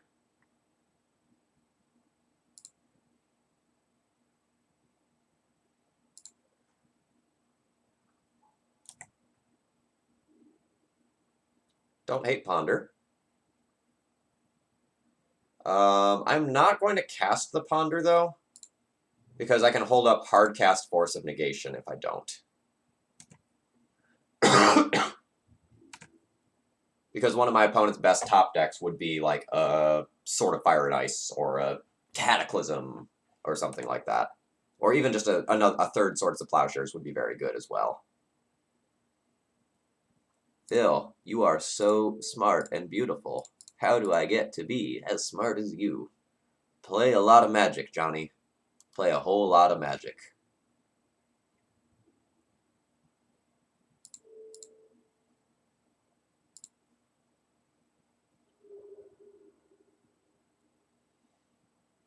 Mmm, delicious.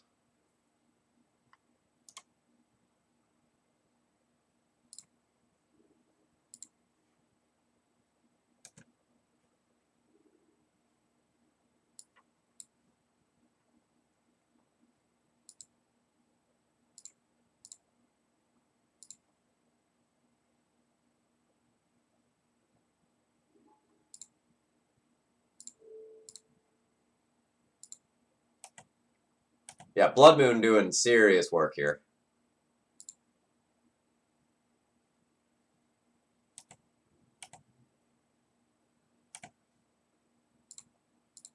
Instant Speed Ponder.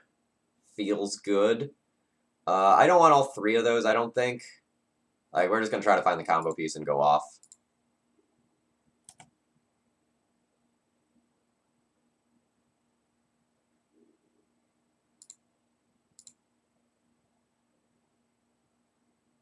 Oh, right. Oh, Snow Mana. Snow Mana. Another Teferi. I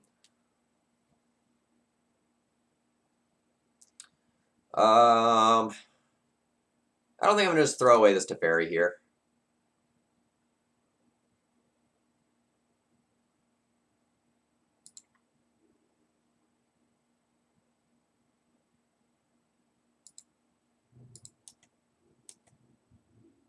I'm not going to attack into Restoration Angel. I know that sounds stupid, but I'm not going to do it.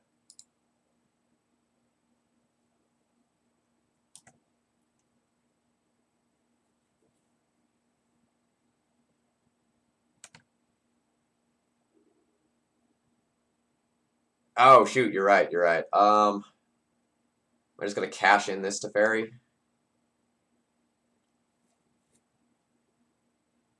I'm going to cash in this Teferi. Start with junking their Vial. Replay Teferi. Bounce an Astrolabe. Found a Ponder. Use Ponder. Look for Twin. Did not find Twin. Any order. Shuffle. Yes. Did not find Twin.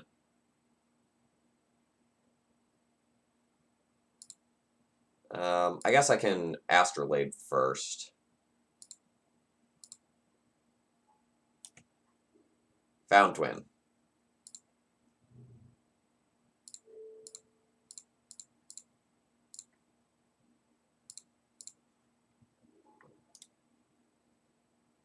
I think that pauses my opponent conceding there. Yep.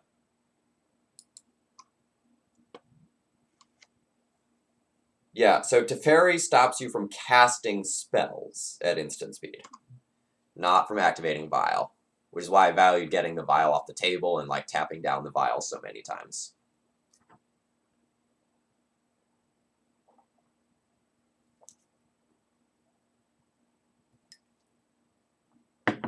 Okay, now what? Did anything I see that game make me want to change my game plan? Vial confirmed spoopiest. Most spoopy. Pierce is a little worse on the draw.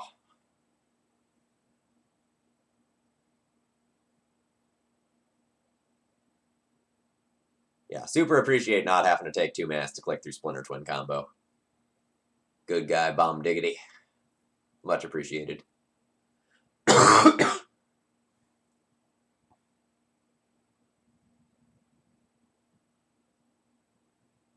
So, I'm not sure whether I want this like Pierce or this Force of Negation for the games where I'm on the play. One of them is probably better than the other. I can also just consider playing a Snapcaster Mage, but another Snapcaster when I'm on the draw might be dubious.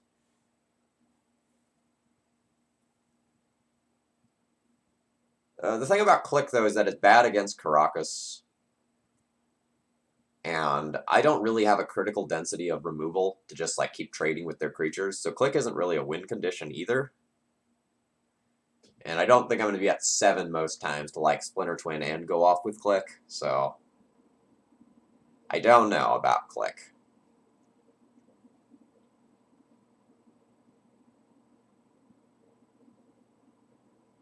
The Pierce and Force of Negations are kind of the things that I'm thinking about potentially changing.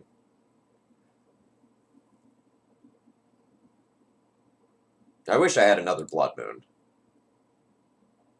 That card was real good for me this game.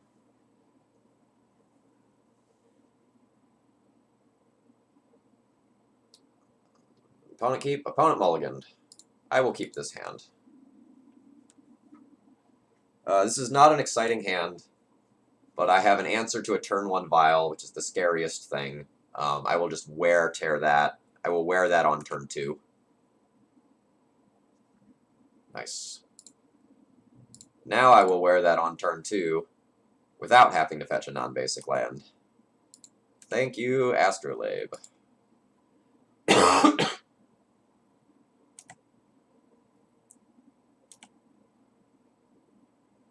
Pretty likely to force a will pitch Snapcaster on any scary-ish spell.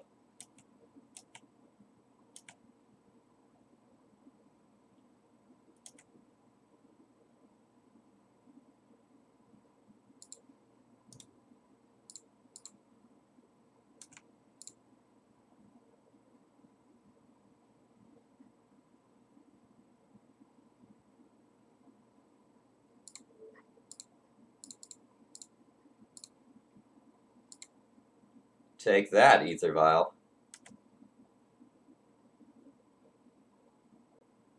Sure. Think you're supposed to just put in the bomb end of turn, though. Like, you have a Vial, that Vial is ticking up, even if it exposes it to removal, I think it is just 100% correct. Get that bomb out there, and don't risk it. Recruiter of the Guard is fine to Force of Will. So on my turn, I'll Teferi, bounce the Mom. Then, like, potentially Deceiver, Exarch, ambush something. So, I think the Ponder is the card that I don't need here.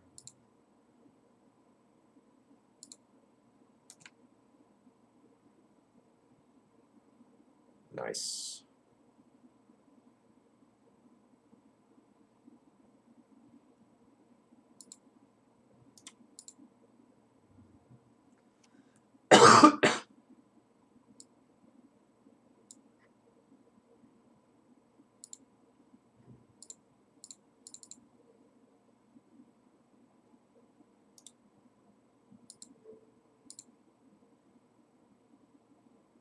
I don't know how much taxes my opponent plays, but some of their vile decisions have been perhaps suboptimal.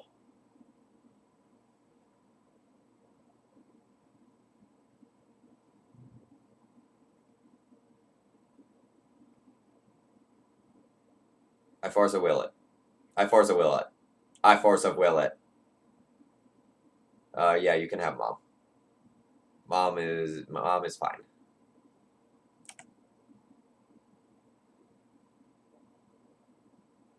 That I'll get rid of.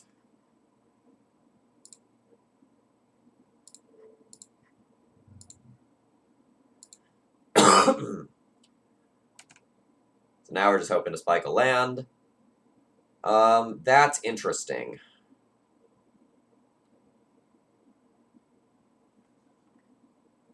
So this is not the way I would usually do this, but let's guarantee some things here.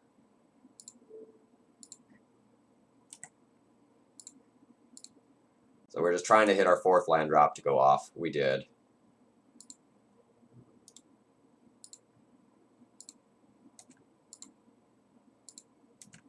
So if our opponent does not answer our Exarch in some capacity, we are going to win on my turn. Yeah, that's not great for me, because my opponent could just name Exarch and shut off the twins in my hand. But they may end up naming Teferi instead, or Astrolabe. We'll see what they do.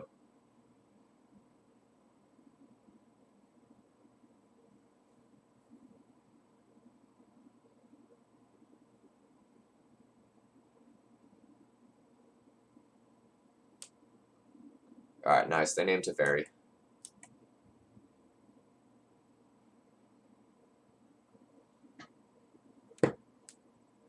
Got him.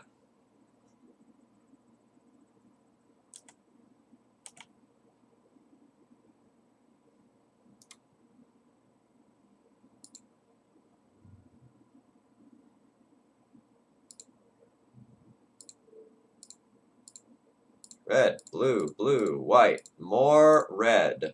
Splinter, twin, G, opponent. That was really fun. That was really, really fun. I'm just saying, scoreboard, we're undefeated with twin. Like, we're 3-0 with a crazy, crazy pile here. Like, we're positive for the night already.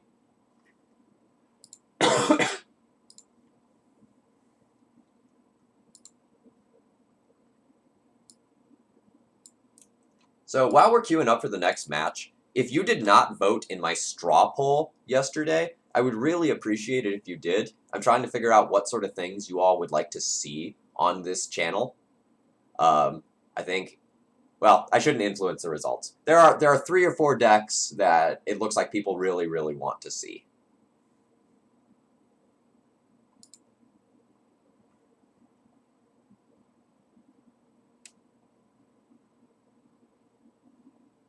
I've had a pretty absurd number of people vote in this as well, which I'm pretty happy about. I'm really glad that people are engaged in the format.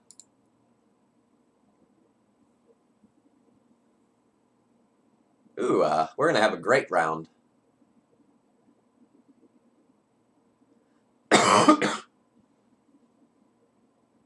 Yeah, with the exception of that one ponder where I didn't do what I said I was going to do, I think we played pretty well tonight.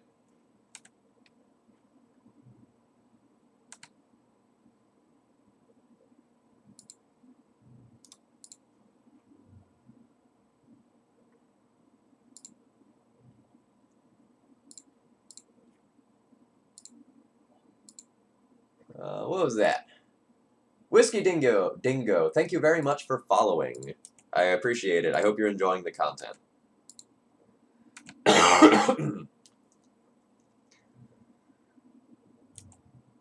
Don't Sylvan Library me.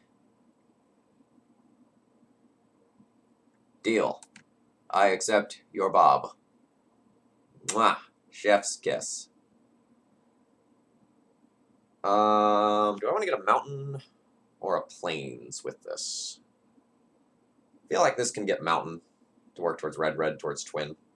Because we have red with Lave and mountain here.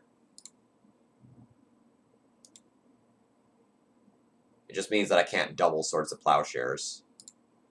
I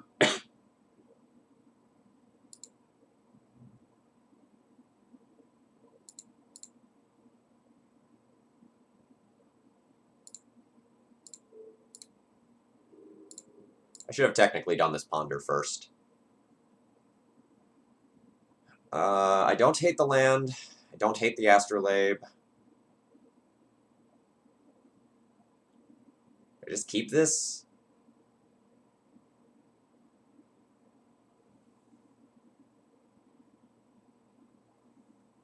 I think I just keep this. Maybe I don't.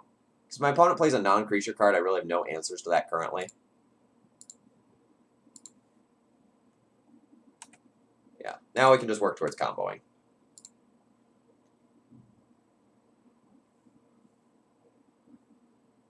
A library. Okay. So now I just hope my opponent taps out. So I can either just bounce the library, or I can hope my opponent taps out and then just combo them off and kill them. But I think it's just safer to bounce the library, just buy another turn, and diversify my board.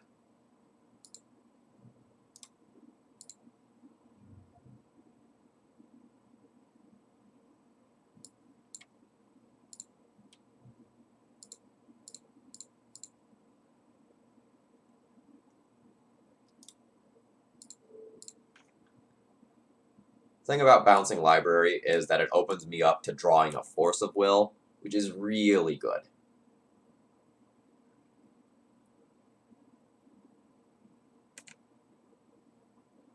Ooh, alright, nice. My opponent doesn't have more land. So we Teferi. Now my opponent can't do things at instant speed. So we should just win here.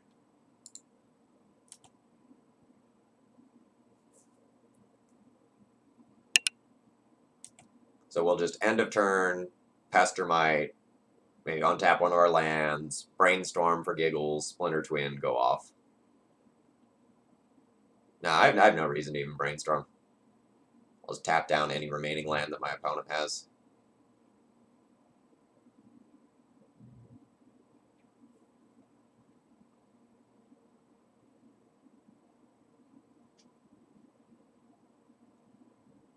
Well, I don't love that Punishing Fire on Teferi. That's worth brainstorming for a counterspell for.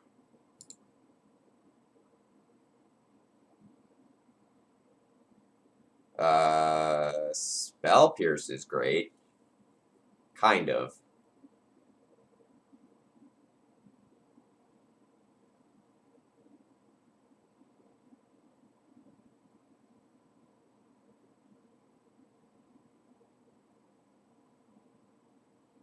That's weird. If I play Pester, Untap, and Pierce, though, and my opponent just has Abrupt Decay, they can main phase Abrupt Decay it. Which I guess I'm okay with, because I have double Brainstorm on top of my library to find new things.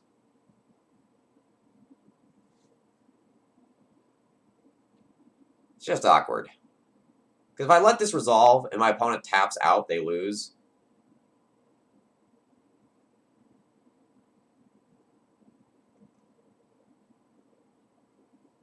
Alright. So, I guess I'll put back land, swords. I'll fetch. Get an island.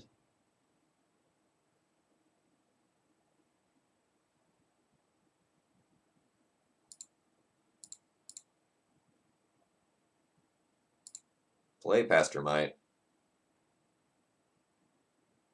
I think this is a really interesting spot that you could talk about for 5 minutes. Untap an island.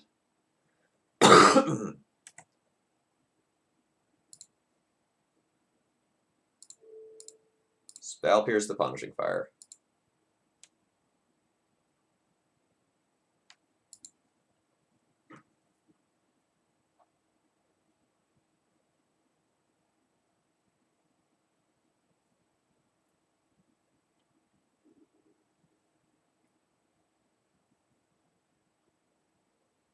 Yeah, there's the line I was talking about.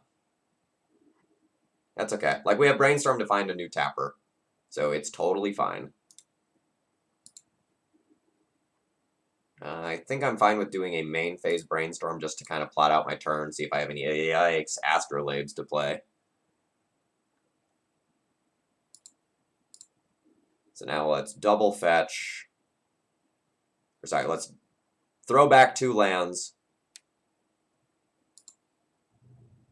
Play out Flooded Strand.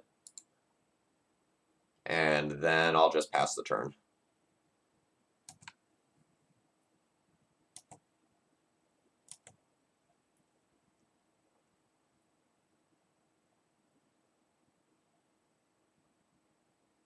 So, end of turn, I'm currently planning on Snapcaster Brainstorming with the Brainstorm that's in my graveyard.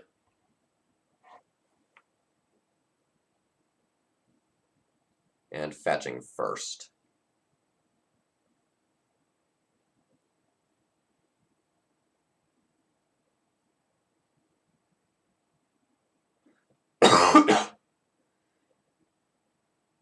D. Neely is a good enough player where I think they would have passed the turn with the Decay up.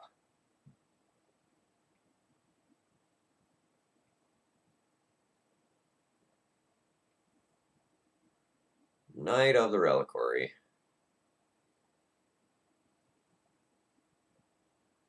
I can just bounce that. So that can probably resolve. So it's, alright. I think I'm going to slightly change my plan. Alright, so I fetch. We can take another basic. I think I will Brainstorm in response to that. Just get a feel for where my turn's going to go. It's not really what I want. I'm going to put back Flooded Strand, Astrolabe. Your knight can resolve now. I don't think I would force that.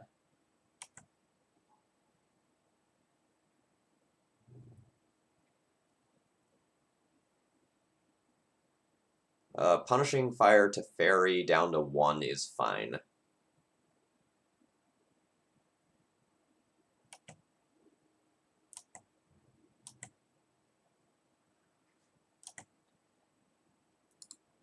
Yeah, I can instant speed Ponder, but I think instant speed just Swords to Plowshares remove the knight is also pretty good.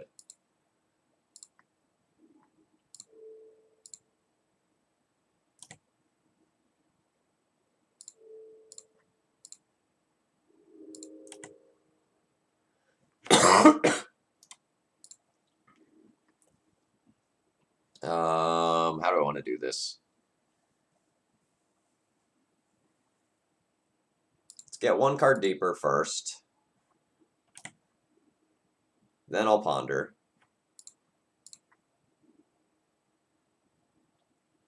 Not impressed with any of those. Also not impressed with that. Come on. The Snapcaster, I guess, is acceptable.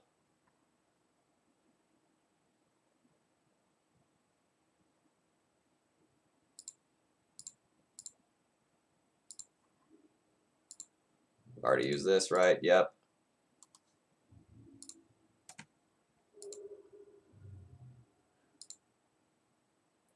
So because of Astrolabes, upkeep. Cycle Barrymore, sure. Because I have Astrolabes to hit. So, like, doing some of the pondering in my turn is optimal. I don't need to do everything in my turn. Just because you can do something doesn't mean you should always do something.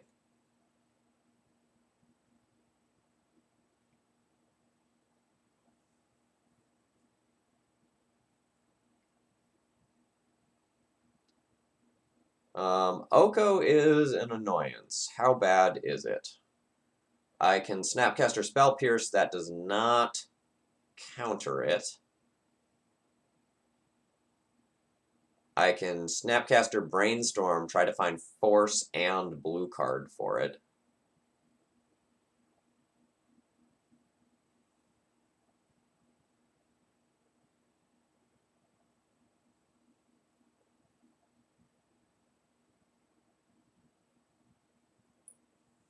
Think I just let that go? Doesn't feel good.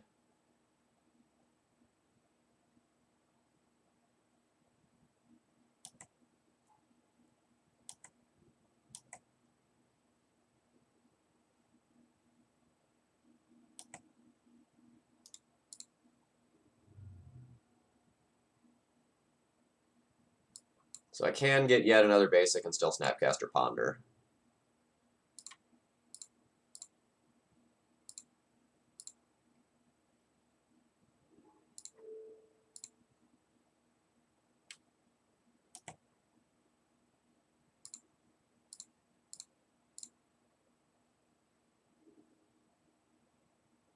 New Teferi can bounce Oko. New Ponder is okay.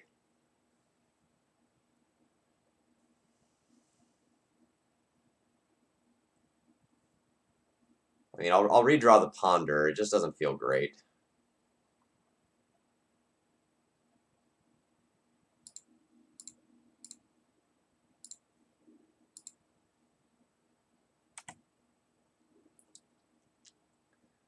So bouncing the Oko doesn't really do a ton. It's something I might do, but like bouncing a food token is probably better. So let's Ponder, plan out our turn. I don't like those. Too bad me.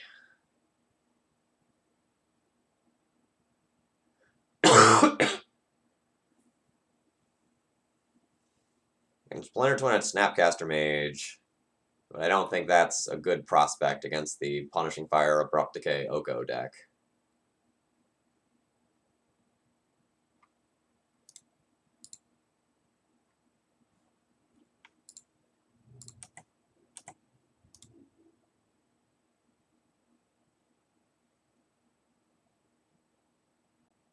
I think I just attack them.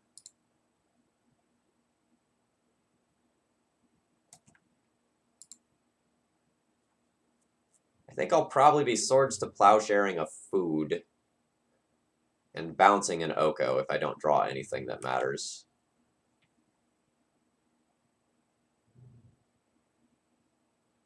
Well, the food is going to become an elk.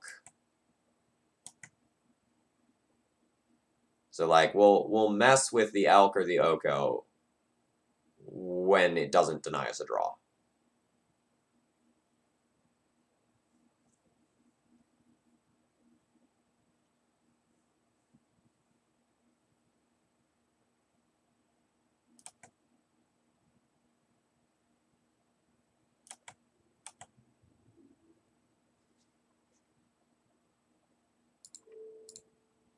So now I'm fine with Swords of Plowsharing that.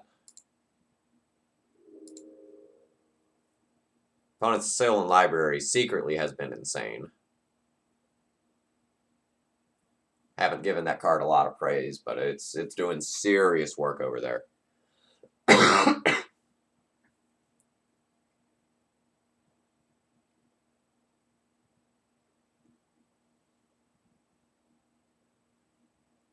Okay. Don't love that. Really don't love that. Alright.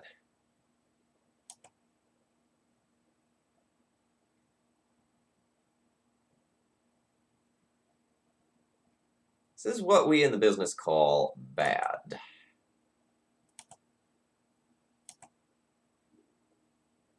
Okay. That's fine. We have a combo win next turn as long as I can protect Deceiver Exarch.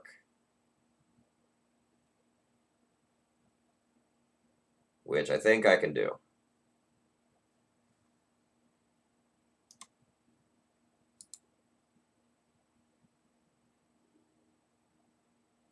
Next turn I win. Not this turn. Deceiver Exarch does not have haste. Look, Splinter Twin gives a creature tap. So we can't tap this turn. That's how that works.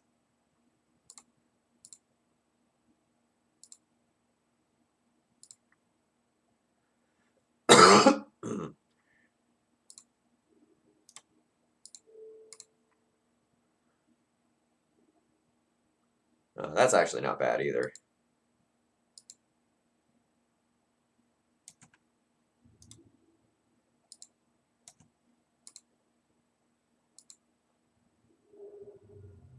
We're doing well tonight, Steven. I haven't lost yet.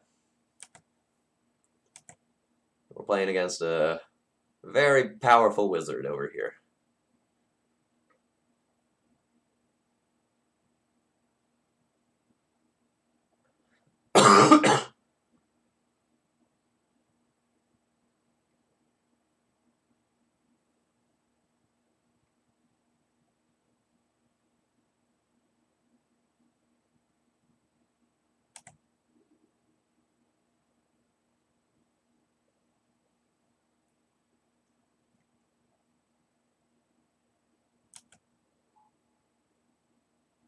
So I guess now that opponent has gotten rid of Teferi, I don't 100% win.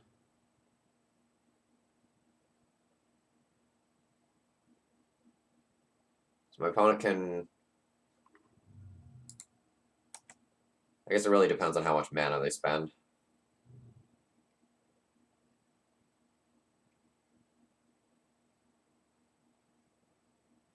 Okay, now we should probably win. Yeah.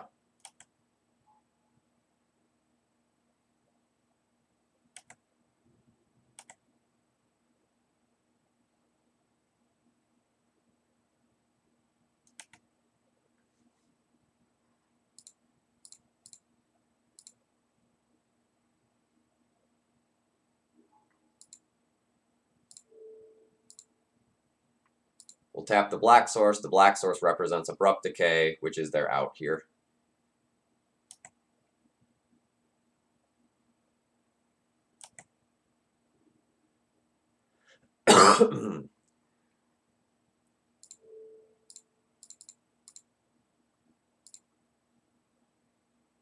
Chad is not necessarily really bad at Magic. If you didn't play Modern a few years ago, you don't know what Splinter Twin does. Like, you don't know the text of that card. It is not a normally played Legacy card. Alright. Verdict seems good. Moon seems good. Pyroblast and Rebs for Oko seem good. Force of Negation seems fine. We can consider Wear Tear for Moxen and Leylines and random stuff as well.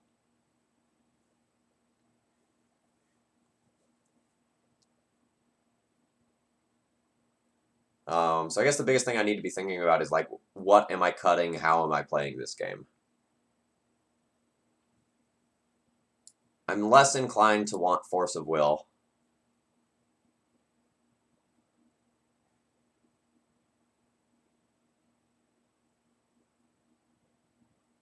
Like, the thing we really want to Force of Will is something like Oko, and if we're bringing in Blast for that, that's less necessary.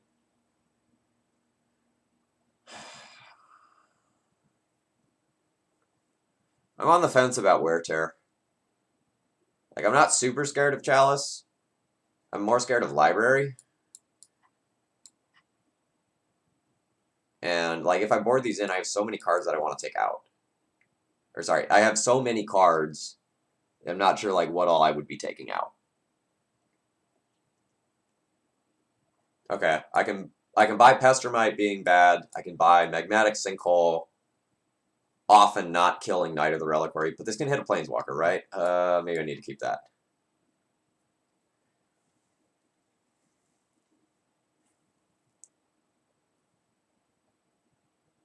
Is Pierce too slow when I'm on the draw?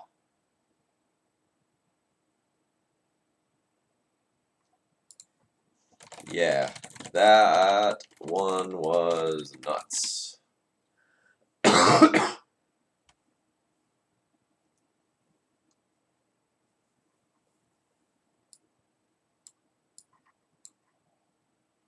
So I'd be a little bit less interactive versus early spells, but this game is going to drag on, and the Pierce is just going to get worse and worse and worse as the game goes on.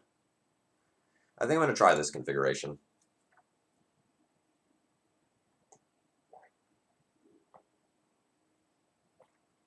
Yikes.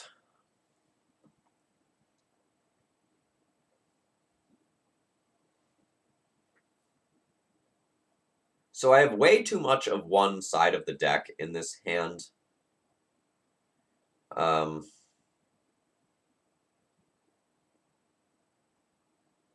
like, for example, if my opponent plays Chalice, I'm so dead.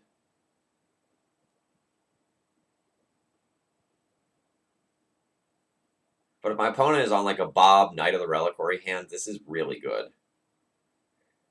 I think I'm willing to take a risk here.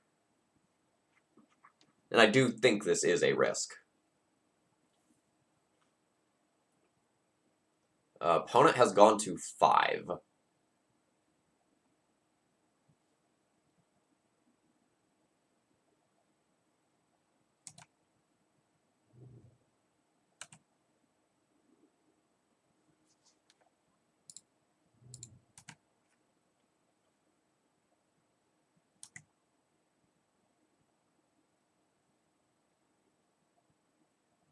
You think I can't keep it? Well, I did.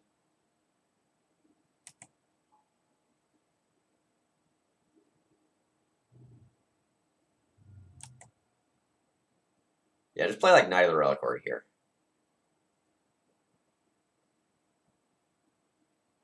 Oko here is pretty bad for me.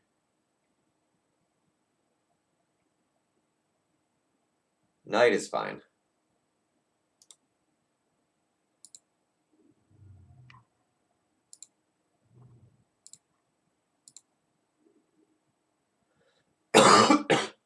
Cool, cool, cool.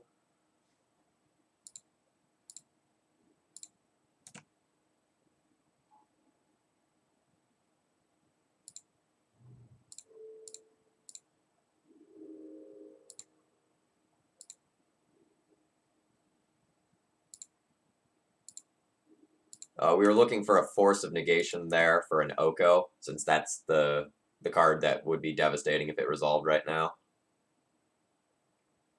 It's like my opponent knows or something.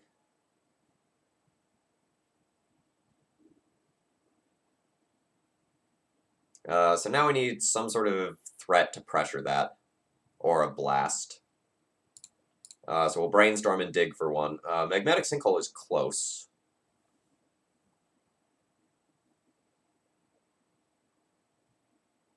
So I will put back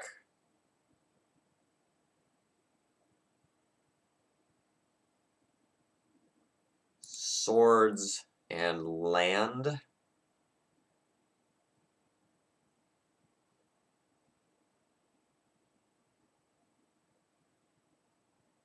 Redraw land with Astrolabe, and then fetch away. Or do I want to look at 2 fresh cards?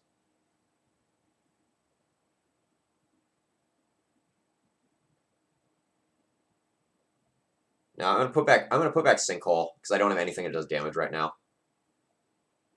All right, so let's put back Swords of Plowshares and that. Do this. Fetch. Get another basic island. Play an Astrolabe. Look for a fresh card. And then next turn, we'll brainstorm and look for another one of our 3 reds.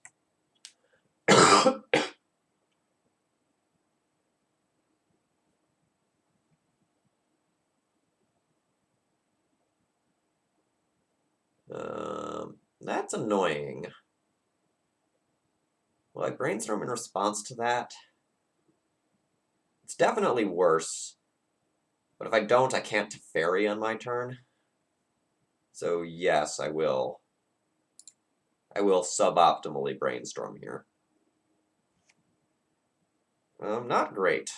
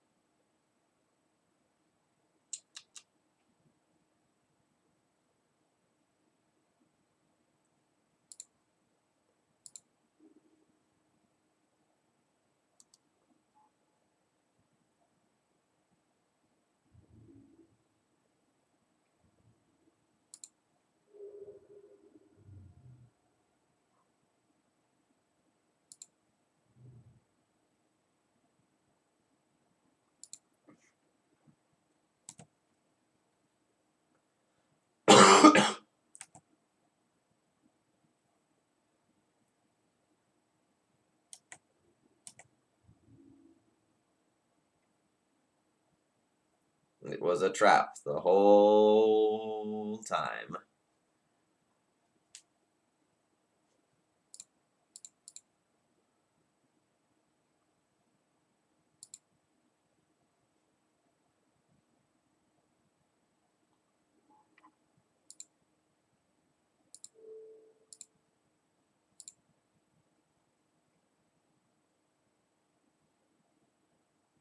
I wasn't necessarily expecting that when I made that move, but okay.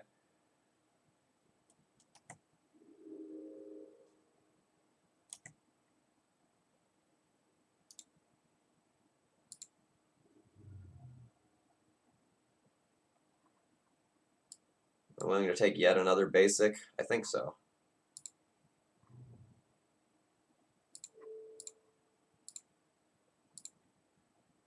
It's just awkward because my opponent kind of catches on to what I'm doing and like realizes that at some point I don't have red on a critical turn. They can like Oko keep me off of red.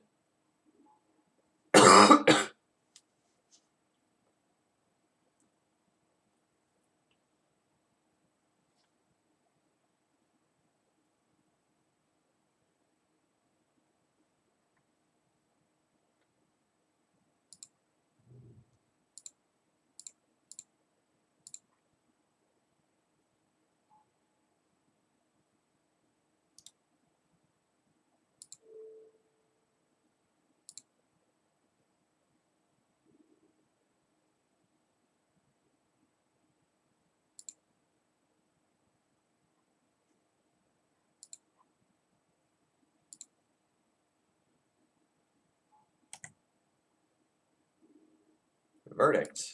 That's interesting.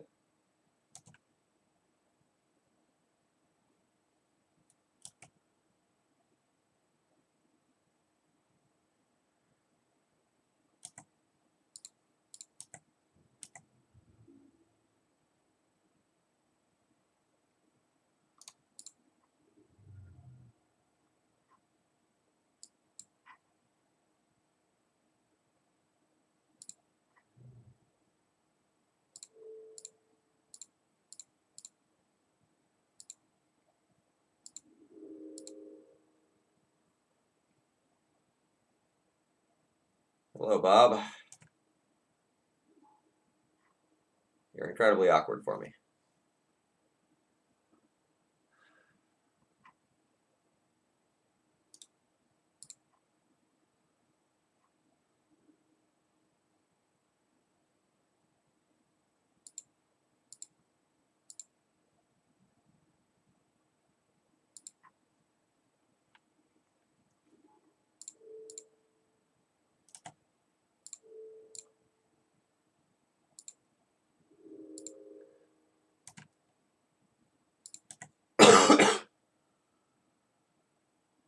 If I was at 30 life,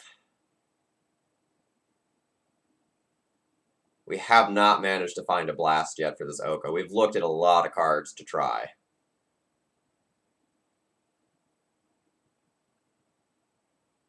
As soon as we do, I think this game's over.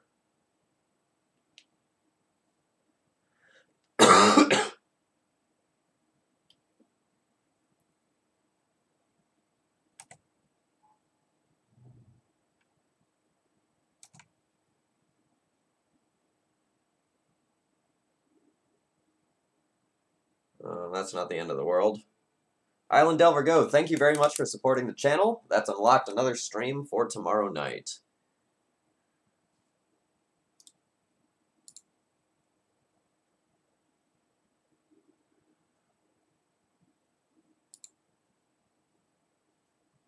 I'm just going to hope that my opponent doesn't have a piece of removal here.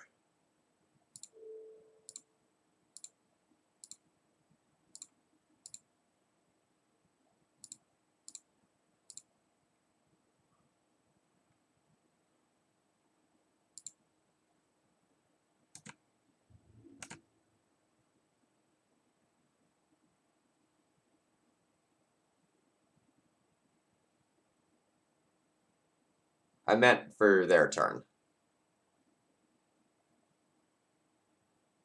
I don't really care if they Oko and turn this into a 3/3 after I've cashed it into a card.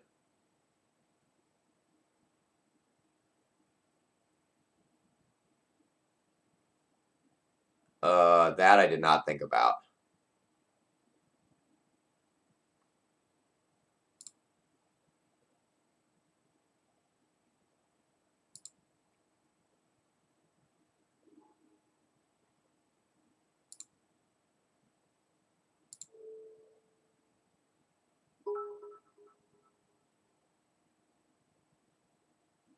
I guess I'll just wear it later. I'll use this to ponder.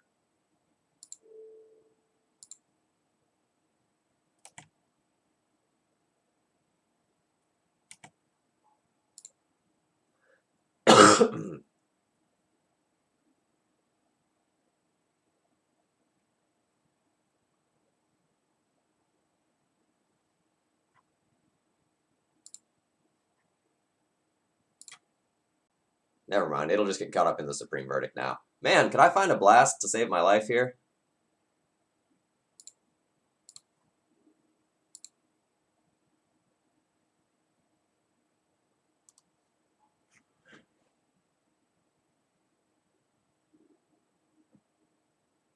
That's a little late.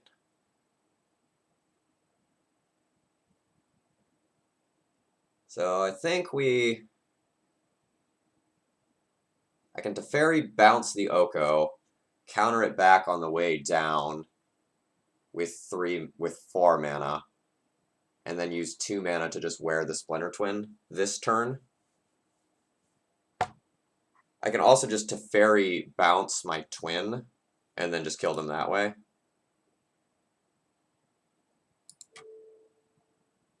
think I'm gonna do that.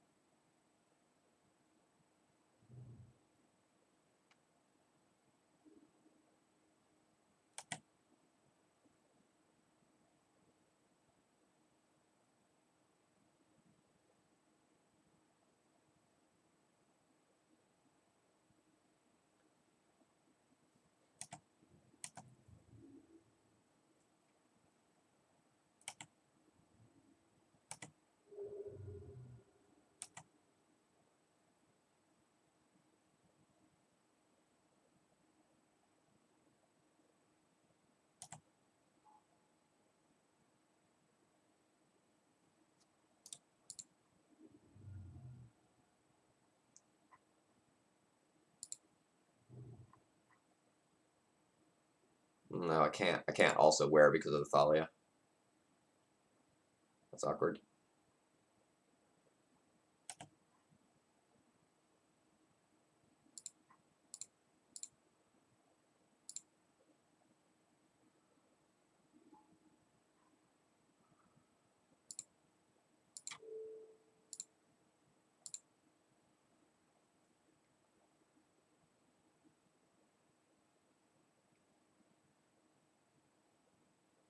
Eh.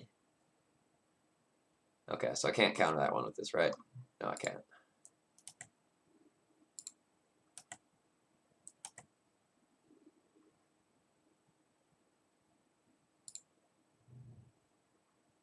Five is Supreme Verdict.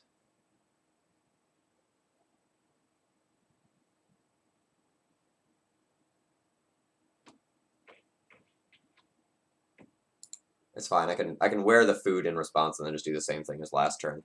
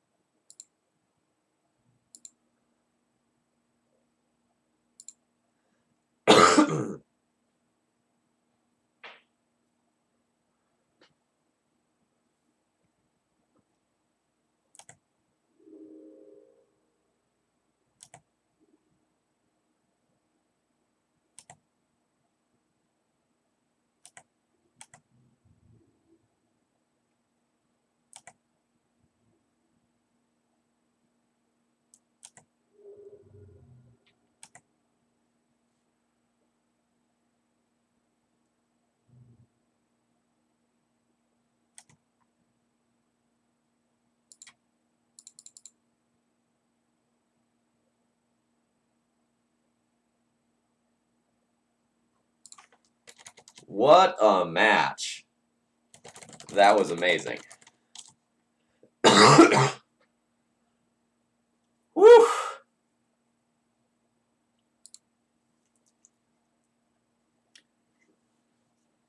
Yeah, Arkin, I bounced the Splinter twin that was on my Snapcaster Mage that he stole with Oko.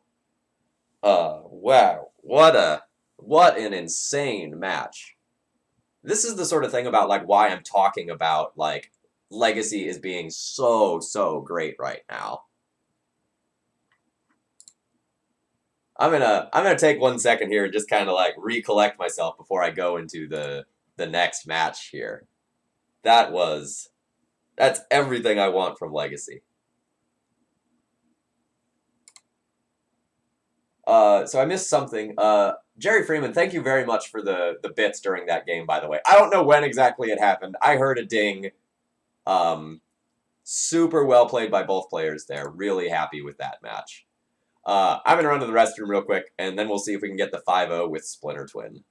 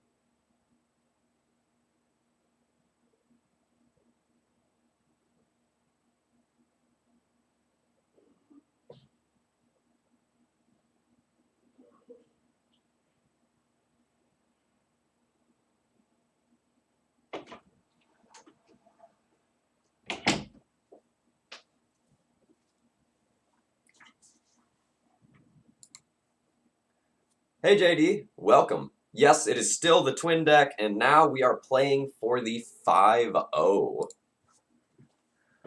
Really excited. Let's see if we can make this happen. So, this deck is definitely way better than I expected. I was a little worried during round 1 when we just like super flooded out. I was worried that my numbers were off. I was also questioning whether or not like Teferi or Oko was better in this deck. Spoilers, holy crap, Teferi has been insane. Been super impressed with this card in this shell. I tried it out in a couple of other things, like I played it in Miracles, I played it in Stoneblade, and I was kind of whatever on it. But in this shell, where when your opponent can't interact with you, you often just like win. It's been so good. So Teferi overperformed. We have not cast the Magmatic Sinkhole yet. Maybe that's something that I should drop from the deck. But just about everything else has been good. Yeah, so I do nothing a lot. If you're not sort of aware of how the deck works, essentially, Deceiver Exarch and Pestermite are both creatures that allow you to untap a permanent. You enchant them with Splinter Twin, which allows you to make a copy of it. So, you tap the original, which makes a token copy. The token copy enters the battlefield and lets you untap the original, which allows you to make another one, and you make infinite creatures that way. So that's the primary win condition. The secondary win condition is just beating your opponent to death while you play this like control tempo role. So like you can Teferi -3 on your Astrolabe, draw a card off Teferi, replay the Astrolabe, draw another card, and just like get a value engine. Or similarly, if you can't combo off, you can just Splinter Twin a Snapcaster Mage to just go and play another card from your graveyard each turn. Yes, we have made infinite copies of creatures in many games. Formula for Death. Yes, Brazen Borrower sounds like a great thing to play in the click slot.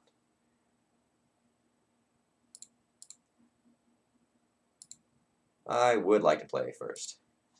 You too. And I will keep this hand.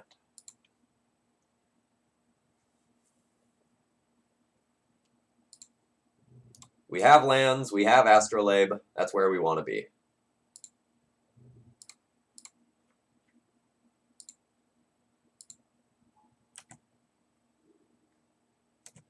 Brazen Borrower is very good.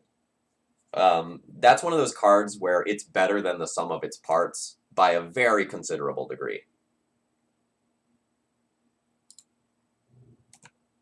No need to brainstorm yet. We don't know what sort of deck our opponent is on, so I don't know what I need. In a vacuum, I need one land and a Splinter Twin, but I don't know how quickly I need that.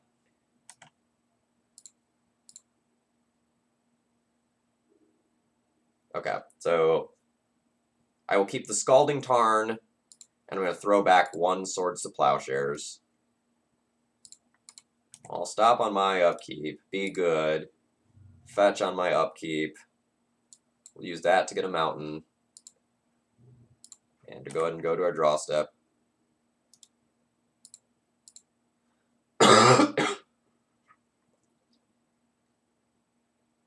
This is a situation where I will just cast a Vendilion Click on my opponent's end step and see what's up with their hand. I have a feeling we're playing against some sort of like Miracles or Oko style deck. And I don't think they're going to cast something like an Oko into just my 3 mana when I haven't done anything for a couple of turns. That's just not really safe. It's not something you do. So let's see if we can get a little peek ski over there.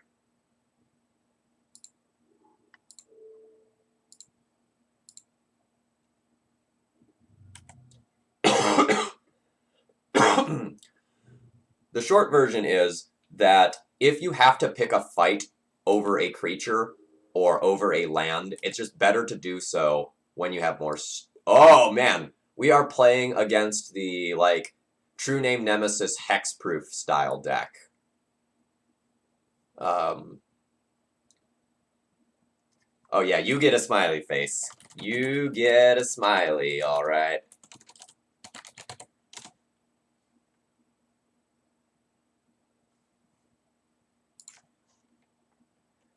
Yeah, it is essentially like a Boggles Planeswalker control tempo-y deck. It's kind of weird.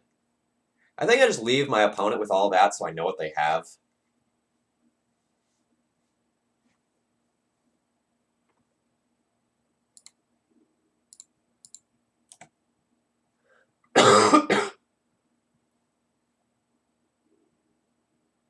Man, don't really like to see that. So we're just going to ponder and look for a Splinter Twin.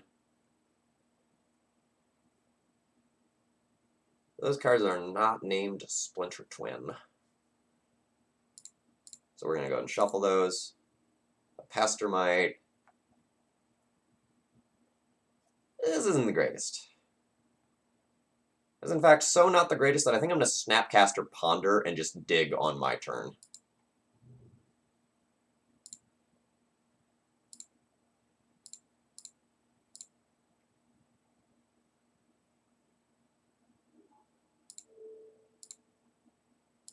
And this is just a bait for the Spell Pierce that's in their hand. So they know that I know about the Spell Pierce that's in their hand. So this is very obviously a bait play on my end, but they take it.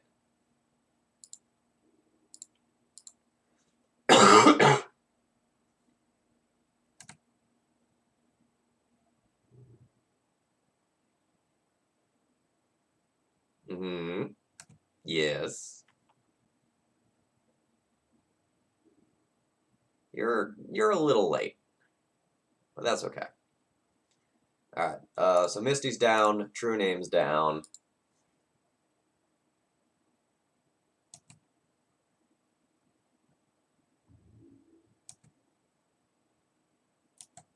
Yeah, and that may be their reasoning.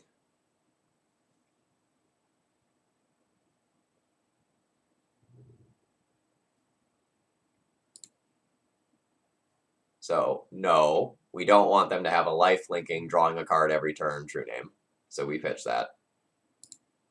Or so we force and pitch something.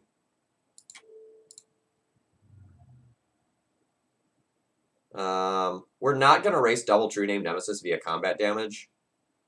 So we're going to pitch Pestermite, just because in case they're playing a Lightning Bolt, Deceiver Exarch lives through it.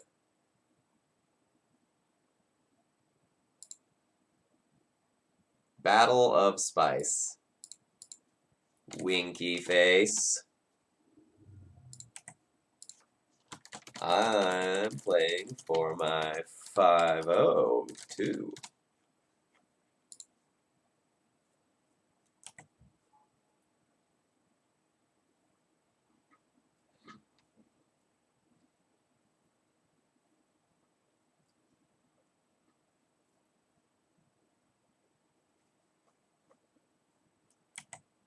Opponent is impressed by my Splinter twin prowess.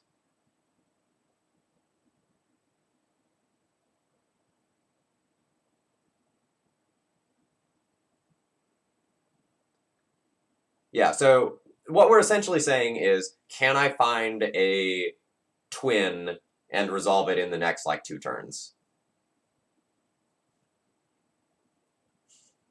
So my opponent saw the matchup, like, saw me, and is saying, like, I thought I was just gonna roll you, because, like, true name is good against, like, Death of Taxes and Red Prison and the decks that you play, and now I see this.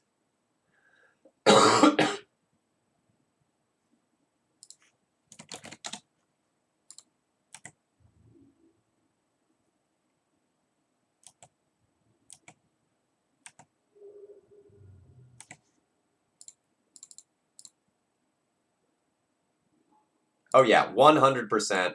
Just playing the Exarch now. If I draw a twin, I win.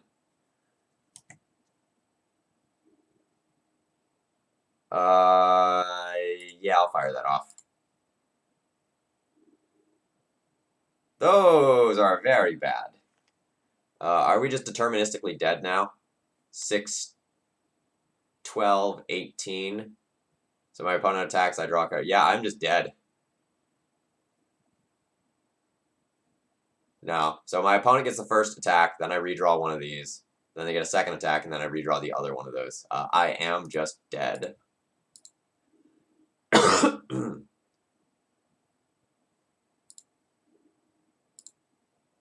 Yeah. If I swords my guy, I can gain 1 more card there. That did not get me there either. Alright. So, Supreme Verdict seems great against a pile of true names. Click. So essentially, I think we're just looking to win the counter war, specifically over true name Nemesis. We'll maybe play Wear Tears, but I think we have a lot of other good cards to play instead. So all their guys are hexproof. They're going to be playing Invisible Stalkers and True Names as their only threats. They'll probably play some Planeswalkers, so I can consider Magnetic Sinkhole. But I'm not 100% sure that... How do I say this? That it's worth my time to try to fight their Planeswalkers with cards other than these Blasts. Because I'm going to have like Blasts and Snapcasters to deal with True Names and Planeswalkers. So I think this can go. No, they'll probably be playing things like Teferi or Oko. The version that I saw previously was not red. The version that I saw was Bant, so this is different. I don't know what the red is for. It might just be for Rebs.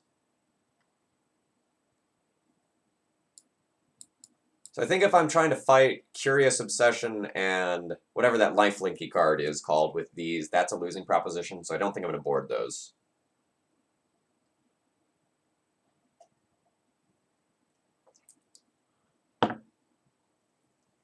And then I still need to make 3 more cuts.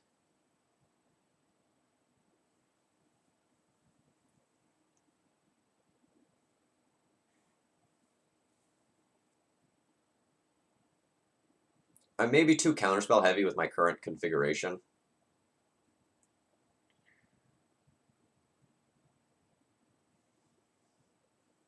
I think I want to cut an Astrolabe.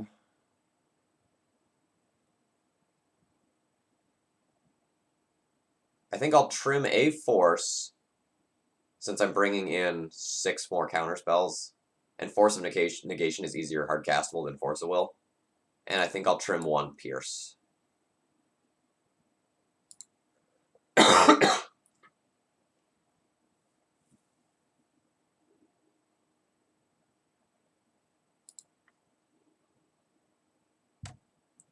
Um, um,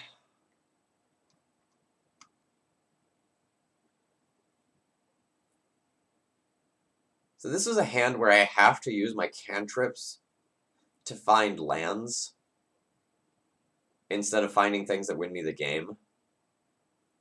And I have 2 negative card advantage cards in hand.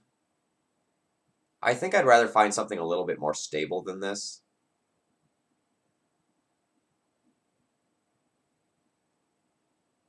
But I think this one's borderline.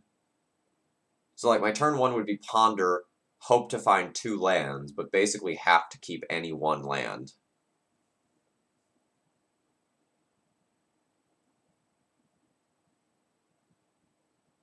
Maybe it's fine. But I kind of feel like a more reasonable 6 with like a red elemental blast and like a couple combo pieces, a couple lands is better than this.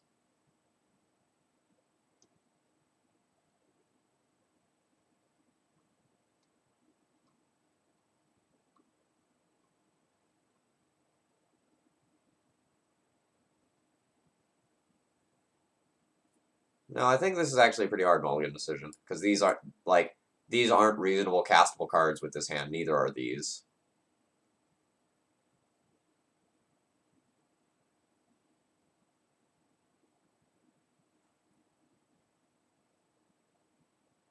I'm gonna mulligan. This hand is much better.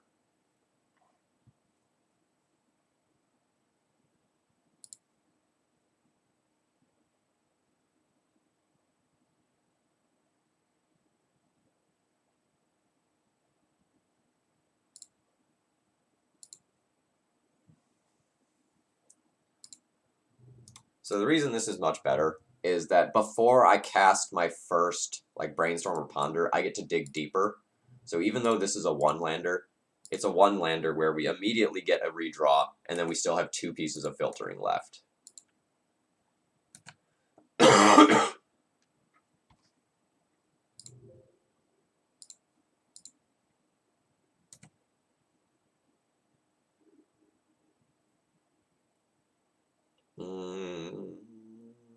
Brainstorm, Ponder. I think I'm willing to take the risk of brainstorming this turn. Very nice. Very, very nice. I don't necessarily want to shuffle away any of this. I'm going to put back... Well, I might. So let's put back Click, Brainstorm, and let's start digging for a win condition. I don't know if my opponent plays Wasteland. I'm going to play around it. Can't fetch basic planes. So I guess I get Island.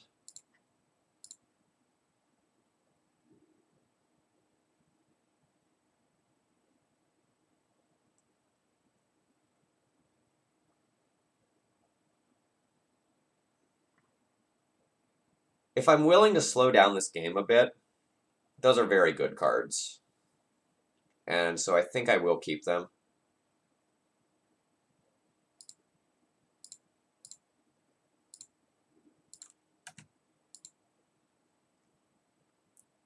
So I won't just be slamming...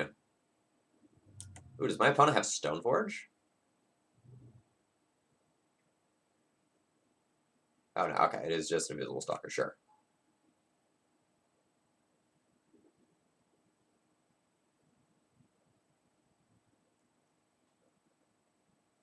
I was about to say I won't just be slamming Teferi onto this board, But now that they've played the turn 2 threat instead of the turn 3 threat that I was expecting, maybe that's not true anymore. But I can just blast their stupid cantrip enchantment that they play. Yeah, you can...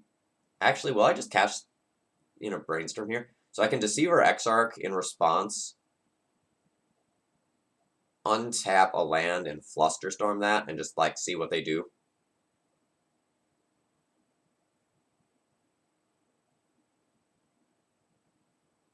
I can also just let that happen and be fine with it. But I think this feels like a good Brainstorm to counter. Just... My gut tells me, counter this, Phil.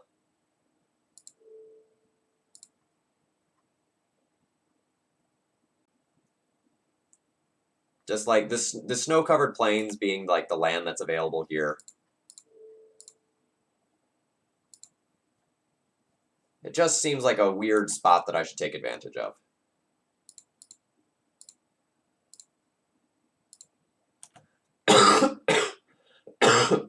I am one with the Force is one with me.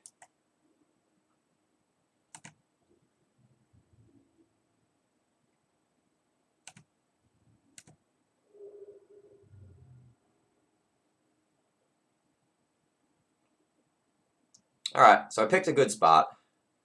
I'm going to Brainstorm and try to hit a land here, rather than just play Teferi and Plus.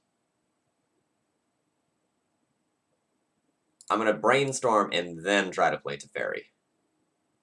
Beautiful.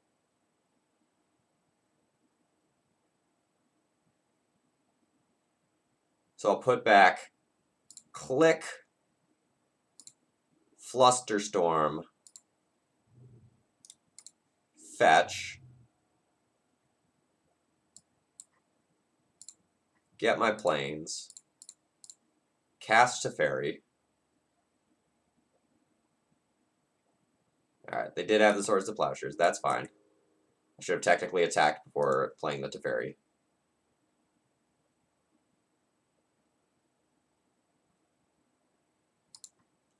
And then we're just going to keep this here as a distraction.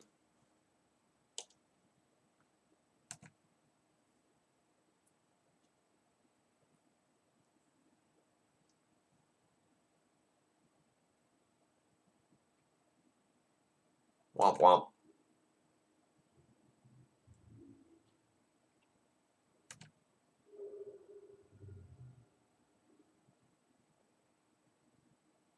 Yeah, that seems fine.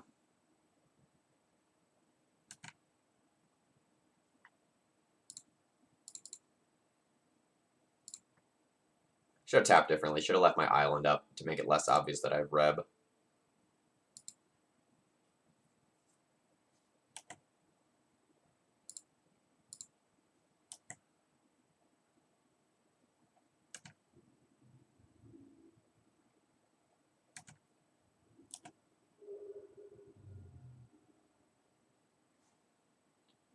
I don't even... no, I'll Brainstorm. Because if I find another tapper, I'll 100% just, use another tapper. Teferi.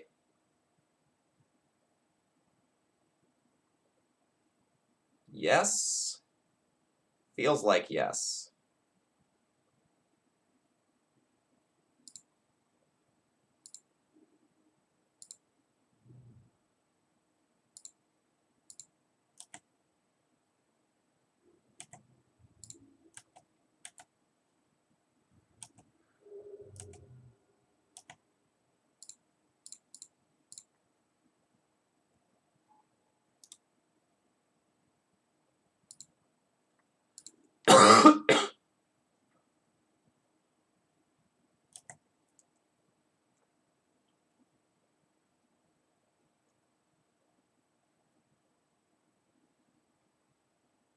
Absolutely not.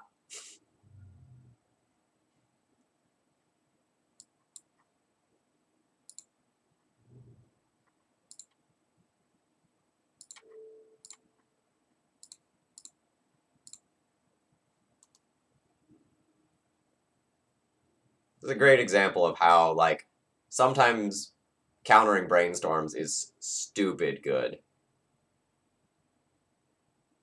Do I just want to get another draw out of my Astrolabe and just cash in the Teferi for 2 cards? That seems fine.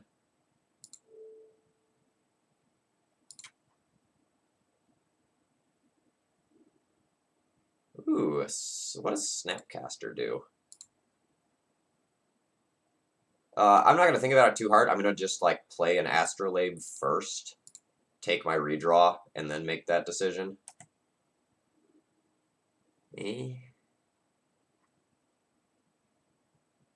So Snapcaster will just counter whatever. Or maybe just take a redraw off of some cards. But it really just feels like I'm just playing an aggro deck here. Just like hit you for 2 this turn, hit you for 4 for the following turns.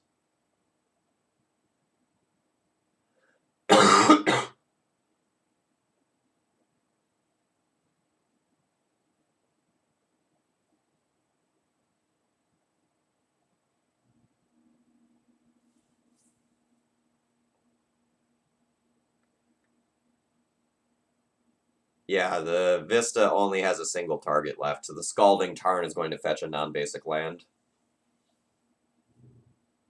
Alright, they found another land.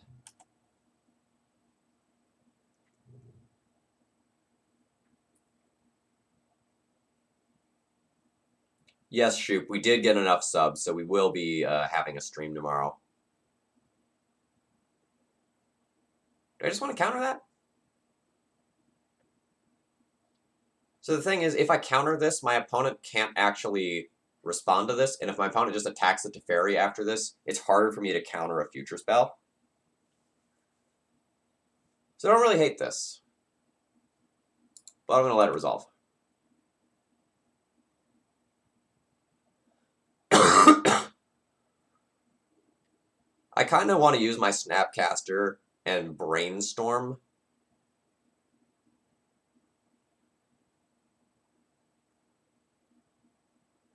instead.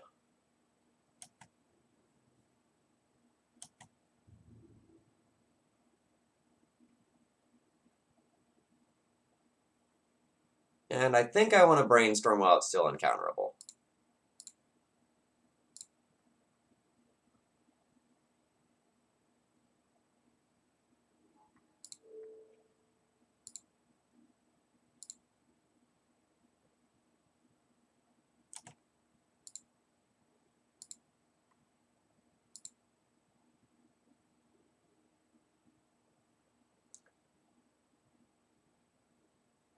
Awkward.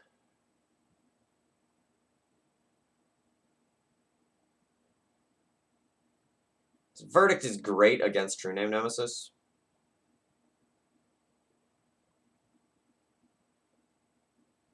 But like very bad against my current game plan. So I think I have to put back Vista. I think I am going to put back Verdict. But I'm not fetching yet.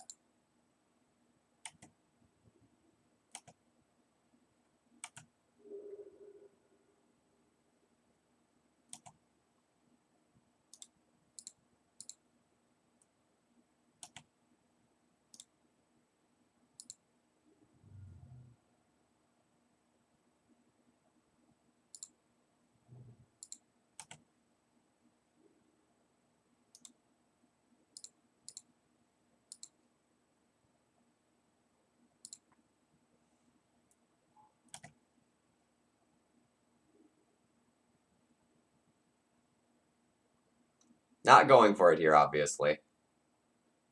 But next turn I can go for it with backup.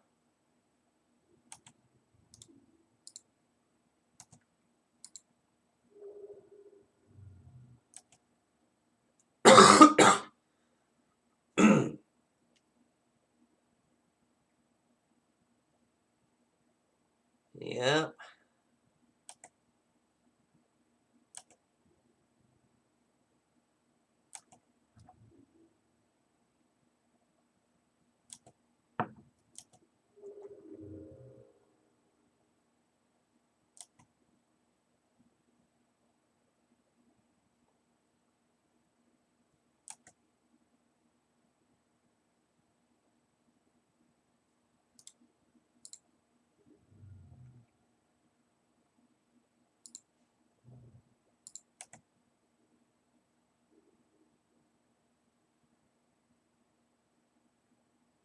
So that almost incentivizes me to wait longer.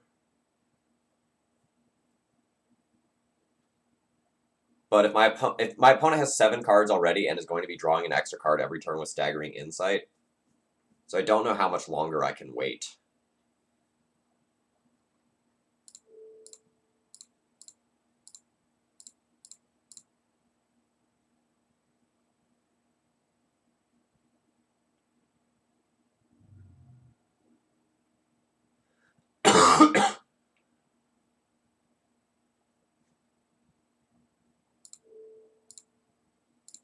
So we beat a Spell Pierce here.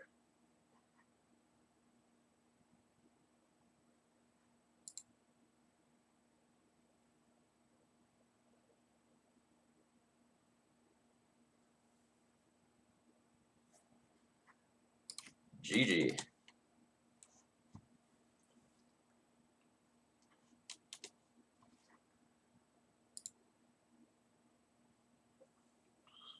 Okay. One more win for a 5-0, folks. One more win for a 5-0. Alright, what did I learn from that match? If my opponent's mana is awkward, attack it, and I can probably make a good opening. That's thing number 1 I learned.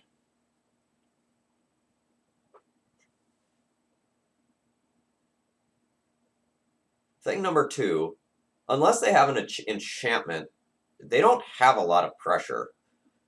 So an opening hand that can Pyroblast their first creature is probably incredibly powerful.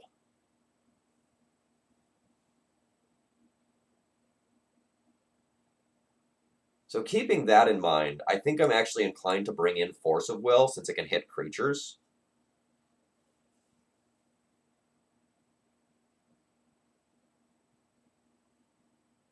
And I think I'm going to board out a Vendilion Click when I'm on the draw.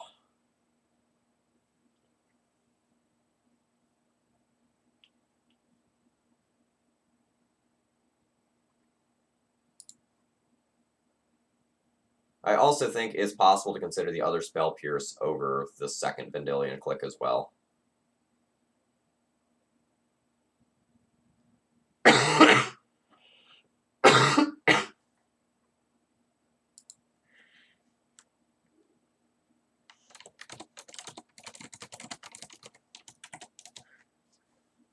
We're going to keep this.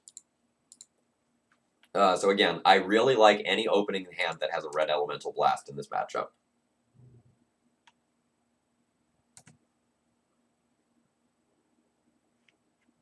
We'll play that fetch first. It's quote-unquote worse.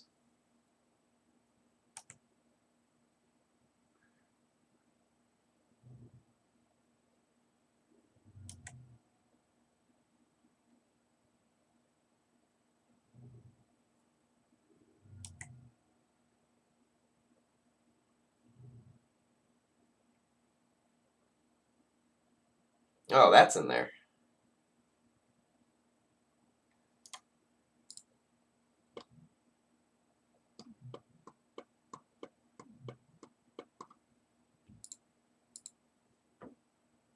Resolves.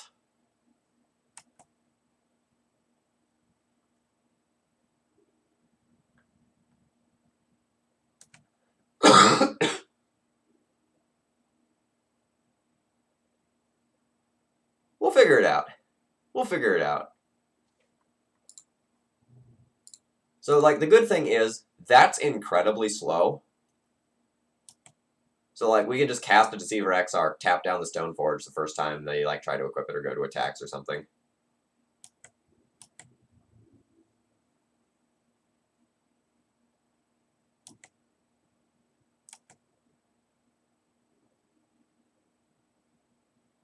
Yeah, natural turn 4 combo would be great and all. We are missing a little something for that. And a little something is called my Splinter Twin.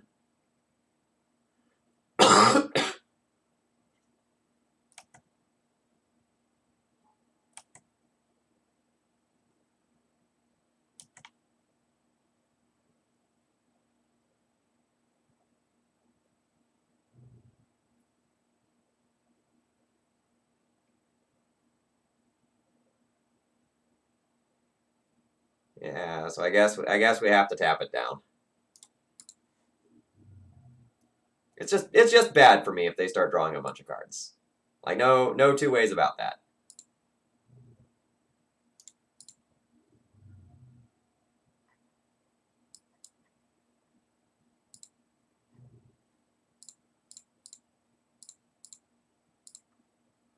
Note, I am glad that we have Deceiver Exarch and not Pestermite because it lives through a trigger.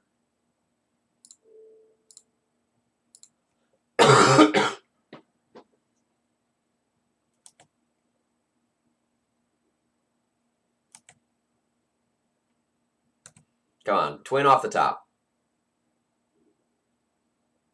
It did not listen to me. That was not twin off the top.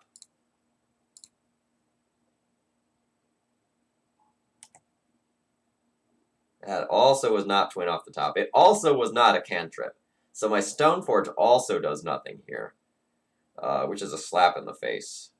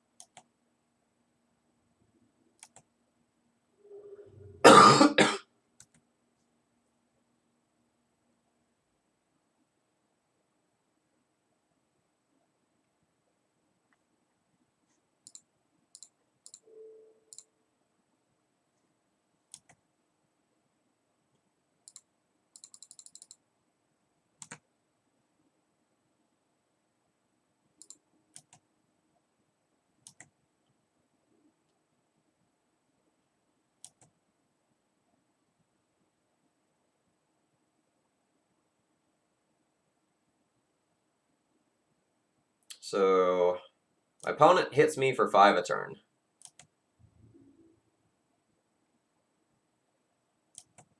I have very few answers to the Stoneforge. A Teferi is fine. Tappers aren't doing a ton right now. I probably just win if I draw Splinter Twin, since I can twin with 2 pieces of backup.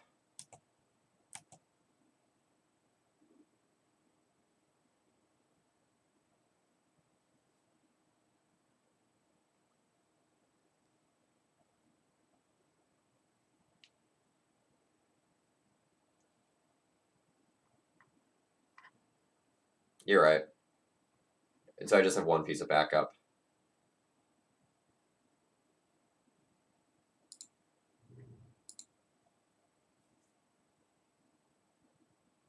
Can I just race my opponent in any way?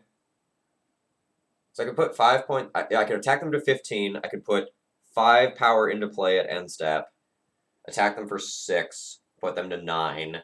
And maybe make it so that I win the race instead.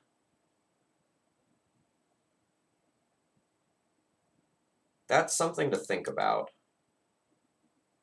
The other thing I can think about is, am I supposed to just click myself and try to get a redraw?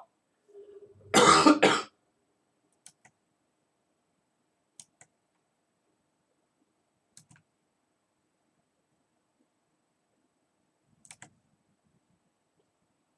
have so many cards.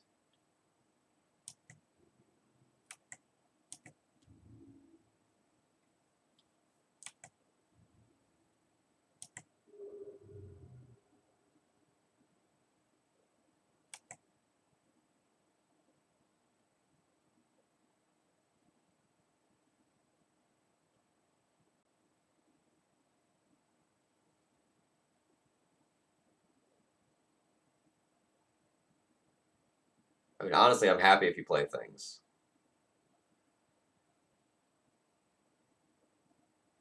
I'm going to let that go, because I can potentially counter something that's worse.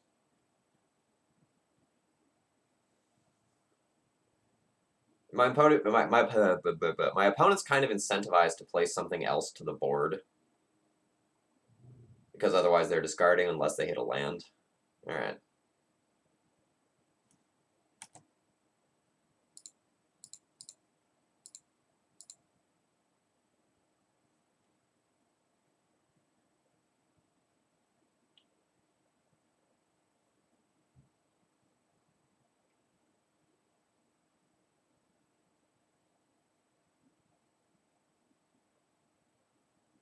I can't force a negation that back, otherwise I don't have something good to pitch.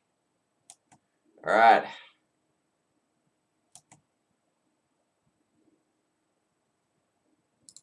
Here we go, Ponder. Here we go. No. Shuffle. Yes. No. Fetch.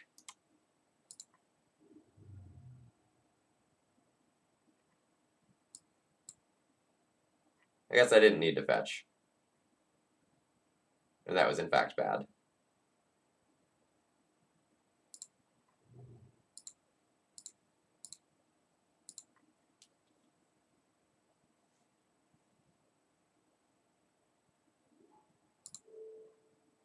Yeah, just because it doesn't change the clock doesn't mean it was not bad. I should have waited on that.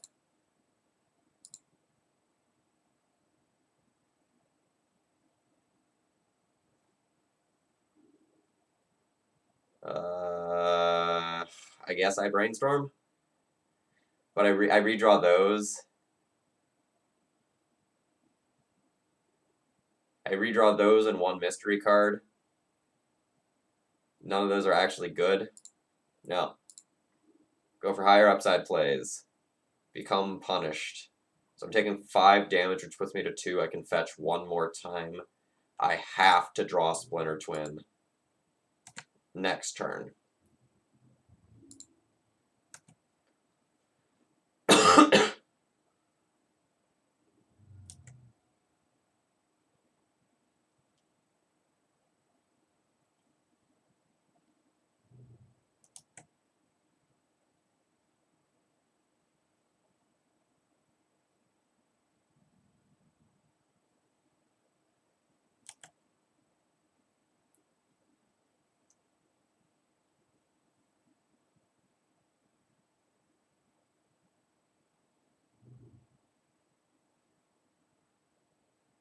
JD, read Stoneforge Mystic right now.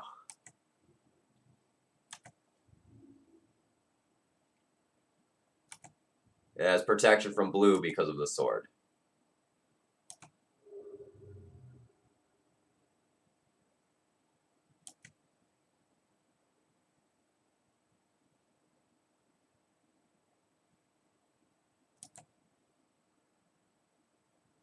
Alright, here we go.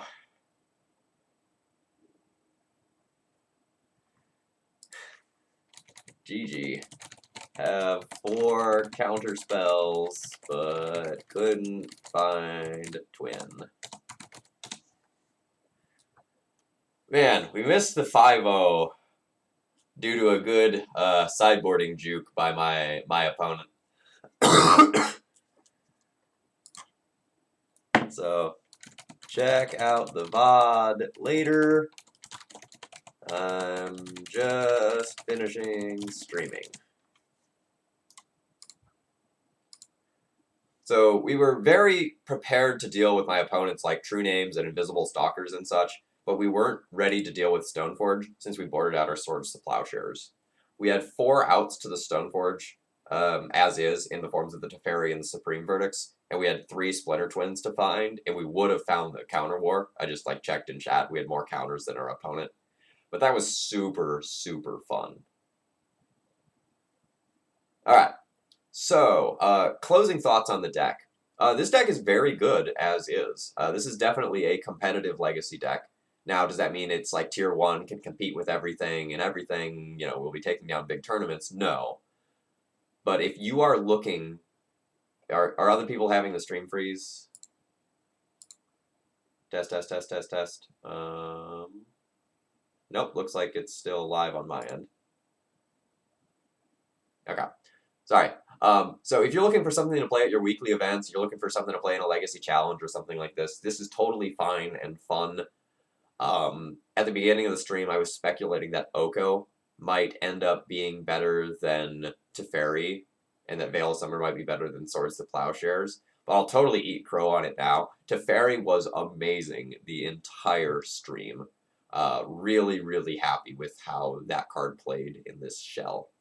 I hope you all enjoyed tonight. I had a ton of fun playing this deck. Thank you very much to Bowtie Rider on Twitter again for supporting this stream. Folks, I will be back tomorrow for yet another Phil stream. Let me see if I have my notepad up. All right, so I'm not going to do another Bowtie Rider deck in a row. I've got Painter Breach, High Tide, and 12 Post in the immediate future from donations. So I'll end up playing one of those tomorrow. Question from chat. Magnetic Sinkhole, what did that do? It did literally nothing this entire league, but that doesn't necessarily mean that it's bad. So, like, this is something that can finish off an Oko. This kills your Reality Smashers, your Gurmag Anglers, your Knight of the Reliquaries sometimes. For a deck that isn't really utilizing its graveyard all that much, I think this is an okay thing. If you're not sold on the Magnetic Sinkhole, I would just play the 4th Splinter Twin. There were a lot of times where we were just like digging and digging and digging for the twin. So if I was going to change one card and play the League again, that might be what I'd do. What's the sideboard card above Verdict? These are the Wear Tears. They look kind of awkward on Moto. Moto has a lot of problems parsing this card. If you've ever tried to import a bunch of deck lists for streaming, you probably know what I mean. Thank you all for joining me tonight. Please consider supporting the stream in the future if you enjoy it, even if that's just as simple as following, sending your Twitch Prime money this way, or doing a donation deck list if you're really enjoying my content. Cheers. I think I'm going to turn you all over to, who's over in the sideboard here? How about Rich Shea for a little bit of magic? /raid Rich Shea. Not Swish Shea. Rich Shea. Cheers.